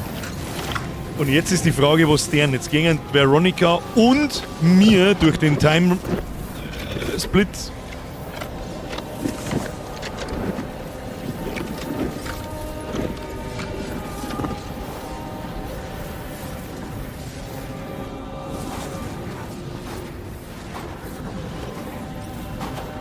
Dann bin ich gespannt, was nach der Post-Credit-Scene da passiert. Wenn ich die Post-Credit-Scene vom zweiten Ende war die, wo er sie extrahiert. Da war ein kurzer Cut drin, hat man vielleicht nicht schon gesehen. I'm sorry for everything, Und er bleibt jetzt zurück. Veronica.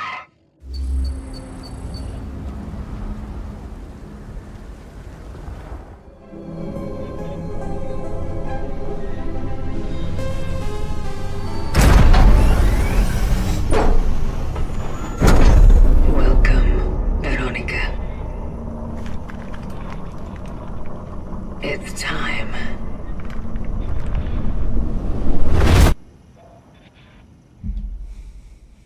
Listen to the will of those who will not speak. And if the tools are not willing, they will be. Their will be considered. Fold. And the fold removed. That is all that is said. Fucking genius. Und weißt du, was das ist? Das ist der Anfang von Teil 2. I guarantee it. Und dann hast du sie dabei. Als... So wie man in Resident Evil 4 zum Beispiel auf die anderen nicht aufpassen muss. Oder wie auch immer. Und wo knüpft jetzt der Teil 2? Und genau da. Erst beim dritten Ende... The most genius shit ever. Es gibt, glaube ich, kein Spiel, wo ein NG-Plus-Modus wirklich Sinn macht. In dem Spiel, durch diese Zeitschleife, macht NG Plus das Spiel nochmal durch zum Spielen. Mit den gleichen Werte, mit den gleichen Sachen, bloß schwieriger. Gut, das ist dem Gameplay geschuldet. Macht wirklich Sinn. Denn warum? Wir enden wieder am Ende beim Pathfinder. Das Einzige, was natürlich unterm Spiel wahrscheinlich keinen Sinn macht, ist, dass wir nicht wissen, wer der Warden ist. Und uns den ganzen Scheiß noch mehr aussitzen. Wir wissen es ja. Und in Teil 2, das habe ich mir jetzt nämlich gerade gefragt, wenn du das NG Plus dann durch hast, nochmal, dann kriegst du das dritte Ending. Dann kannst du dir dazu entscheiden, dass du sie mitnimmst und er da lässt. Und wenn er da bleibt und wir beide in der Zeit zurück, dann weiß ich nicht, was passiert. Dann ist nämlich die Timeline unterbrochen. Zumindest ein Teil davon, weil sie ist ja immer noch infiziert. Und das hört sich für mich an, als wäre es der Anfang von Teil 2, wenn wir aus dieser Kapsel rauskommen und mir ihr Tinti halten. Das ist der most genius shit, den ich seit langem gesehen habe. In einem Spiel vor allem. 10 von 10. Und das, was ich da an Bemängelung außergrei, ist wirklich, wie soll ich sagen, Jammern auf extrem hohem Niveau. Ich verstehe nicht, warum das Spiel nicht überall mindestens 88 bis 92% Wertung hat. Das verstehe ich nicht. Das verstehe ich nicht. Mindgame over Mindgame, das ist eine neue Ebene. Jetzt kann sie AAA wirklich vergraben gehen. Es ist aber schon 5 vor AAA. Ist die Frage, was ist ein AAA mittlerweile? GTA 6, und damit kann man sich natürlich wahrscheinlich nicht vergleichen. Ein Elden Ring, damit kann man es auch nicht vergleichen. Aber das will es auch nicht sein. Es ist ein fucking grandioses Spiel, weil die Voices jetzt am Schluss sind vielleicht die Quelle vom Warden Pathfinder. Vielleicht steckt noch eine höhere Ebene drüber, die das Ganze steuert. Wer weiß das schon? Wer eigentlich dahinter steckt. Und vielleicht wird im zweiten Teil dann etwas näher darauf eingegangen, wer ist denn der Pathfinder-Typ überhaupt? Who the fuck ist das? Ist der einfach ein random Pathfinder? Hat ja anscheinend mehrere gegeben, da haben wir Zähl gelesen. Der dann das da alles initiiert hat, oder war es eine bestimmte Person, oder ist der geschickt worden von irgendjemandem, lalala. Zweiter Teil, den Anfang, allen übelst finden. Da werden wir wahrscheinlich ein paar Jahre drauf warten müssen. Aber egal, grandioses Spiel. Das ist, wer vielleicht heute das erste Mal zuschaut, ganz ehrlich, wenn du Dead Space hast, wenn du Resident Evil magst, wenn du Survival-Horror-Spiele magst, blind kaufen. Blind. Blind. So, Longleg-Schule, die habe ich komplett... Oh, jetzt bin ich traurig, die habe ich vergessen nach dem Abspann. Tut mir leid, ich hoffe, du bist noch da. Merci für deine 25 Euro, ist zu viel, aber das weißt du, bist lange noch dabei. Ja, bin heute wieder zu spät, ich schleife mir den Nachschauscode, ich wünsche dir viel Spaß im Urlaub, druck da ein paar halbe aus, das tue ich. Ich hoffe, vielleicht, pass auf, Time Loop, ich kriegst jetzt einen Longleg-Schule und dann lässt du zuglaufen und schaust es da immer wieder an. Ah? So generiert man 2025 Likes und Viewtime und Klicks. So, Freunde der Sonne, das ist 3 Leben. Grandioses Spiel. Gut, dass wir letzten Freitag so viel gespielt haben und Gott sei Dank, Vergangenheitsbürger, dass du die Entscheidung getroffen hast, das Dying Light einfach bleiben zu lassen, drauf geschissen. Vielleicht greifen wir das irgendwann noch aus, vielleicht im November oder Dezember, da steht ja noch nicht so genau fest, was wir noch tun. Und dass wir das da mit aller Gewalt fertig spielen und nicht liegen haben lassen. Das war wirklich wichtig. Ja, das war scheiße wichtig sogar. Geiles Spiel, ich kann es nicht oft genug sagen. Man muss natürlich mengen. Es ist nicht schwer, es ist nicht leicht, man ist ein wenig träge, aber es ist Absicht, damit du verwundbar fühlst, damit die Viecher ein bisschen bedrohlich sind. Ich finde am Schluss aus, sie waren 4 teilweise, da hätte man mehr auffangen können noch. Vor allem nach dem letzten Zwischenboss da, der auch cool war, für das, dass er ein Zwischenboss ist. Da wo bloß die kleinen Pimmler da hergekommen sind, da haben überall Benzinfeißel und was weiß ich, da habe ich mir gedacht, Alter, da geht's jetzt ganz anders. Fuck, war das eine gute Entscheidung. Nice. Dying Light the Beast, finde ich, hebt nicht so ab wie der zweite Teil. Eigentlich, alles, was ich gesehen und gelesen habe, sollen eigentlich schon alle ziemlich begeistert sein davon. Aber ich habe noch gar keins gespielt, deswegen kann ich mir kein Urteil nicht fällen.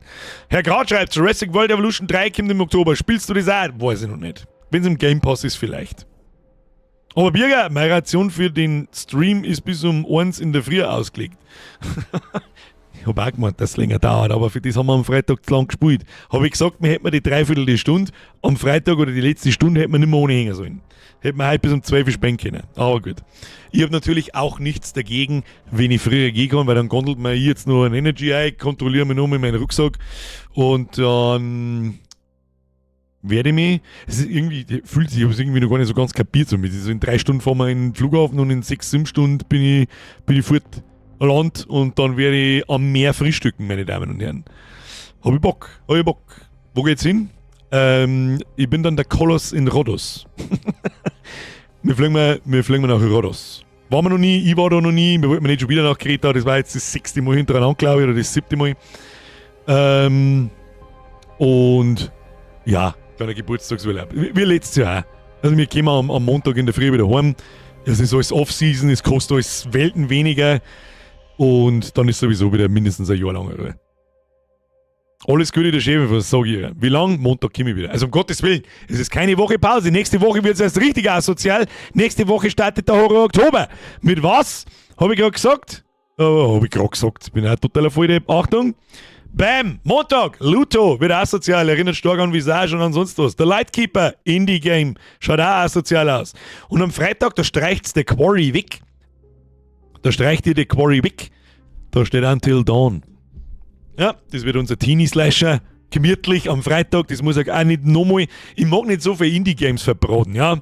Weil langsam werden es weniger. So ist das nicht. Also es kämen weniger neue Horrorspiele noch, wie wir dann spielen. Und wenn ich dann jeden Freitag auch noch ein Indie-Game spiele, dann ging es ziemlich schnell aus. Außerdem habe ich das Gefühl, stumpft die Art von Spiel dann ziemlich schnell ab. Das merkt man jedes Jahr im Horror-Oktober, dass in der letzten Woche, in der 3. oder 4. Woche langsam aber sicher funktioniert dann der Jumpscare nicht mehr ganz so und so weiter. Die eigentlichen Prime-Waren sind die ersten 2. In der 3., je nachdem wie gut das Spiele natürlich auch sind. Mit Sicherheit ist einmal wieder irgendwo ein Dreck dabei. Bin ich natürlich, ist nicht jetzt Indie-Game brutal wie Sau. Und alle die Spiele, auf die ich mich noch gefreut habe, Horrorspiele, die haben alle immer noch nicht mal angekündigt. Die ich seit 2 Jahren umeinander ziehe. Ill, gut, das ist auch wieder mehr Schießen und blutig als Horror wahrscheinlich. They Are Here. Was haben wir noch so, was mir spontan einfällt? From Day to Day. Das ist die Fortsetzung von dem einen Spiel, wie wir überhaupt auf Horror-Indie-Spiele gekommen sind. Und ja, Lightkeeper ist ein Indie-Game, es schaut nach Still Wakes the Deep aus. Ist ein Indie-Game. Es dauert wahrscheinlich bloß so 1,5 Stunden wahrscheinlich. Kann übrigens generell passieren, dass diese Indie-Games relativ kurz sind alle. Ja? Also die haben alle so, ich suche natürlich welche, die nicht zu lang dauern, aber auch nicht zu kurz. Die meisten dauern so 1 Stunde, 1,5 Stunden. Mit unserem Rumgepimmel dann dauert es sowieso, dann haben wir genau um 10 fertig. Das passt perfekt. Heute waren auch genug Zuckungen von dir drin. Ja, das stimmt schon, so ist es nicht. Stimmt schon. Aber ich sage es mal, bei Chronos, immer wenn man mir eine Waffe ins Spiel gibt, dann bin ich nicht ganz so, oh Gott, ich muss mich verstecken, Trotzdem bin ich natürlich schreckhaft. Lieber kurz und knackig als zu lang und träge. Wie ich im Bett. Richtiger Marco. So!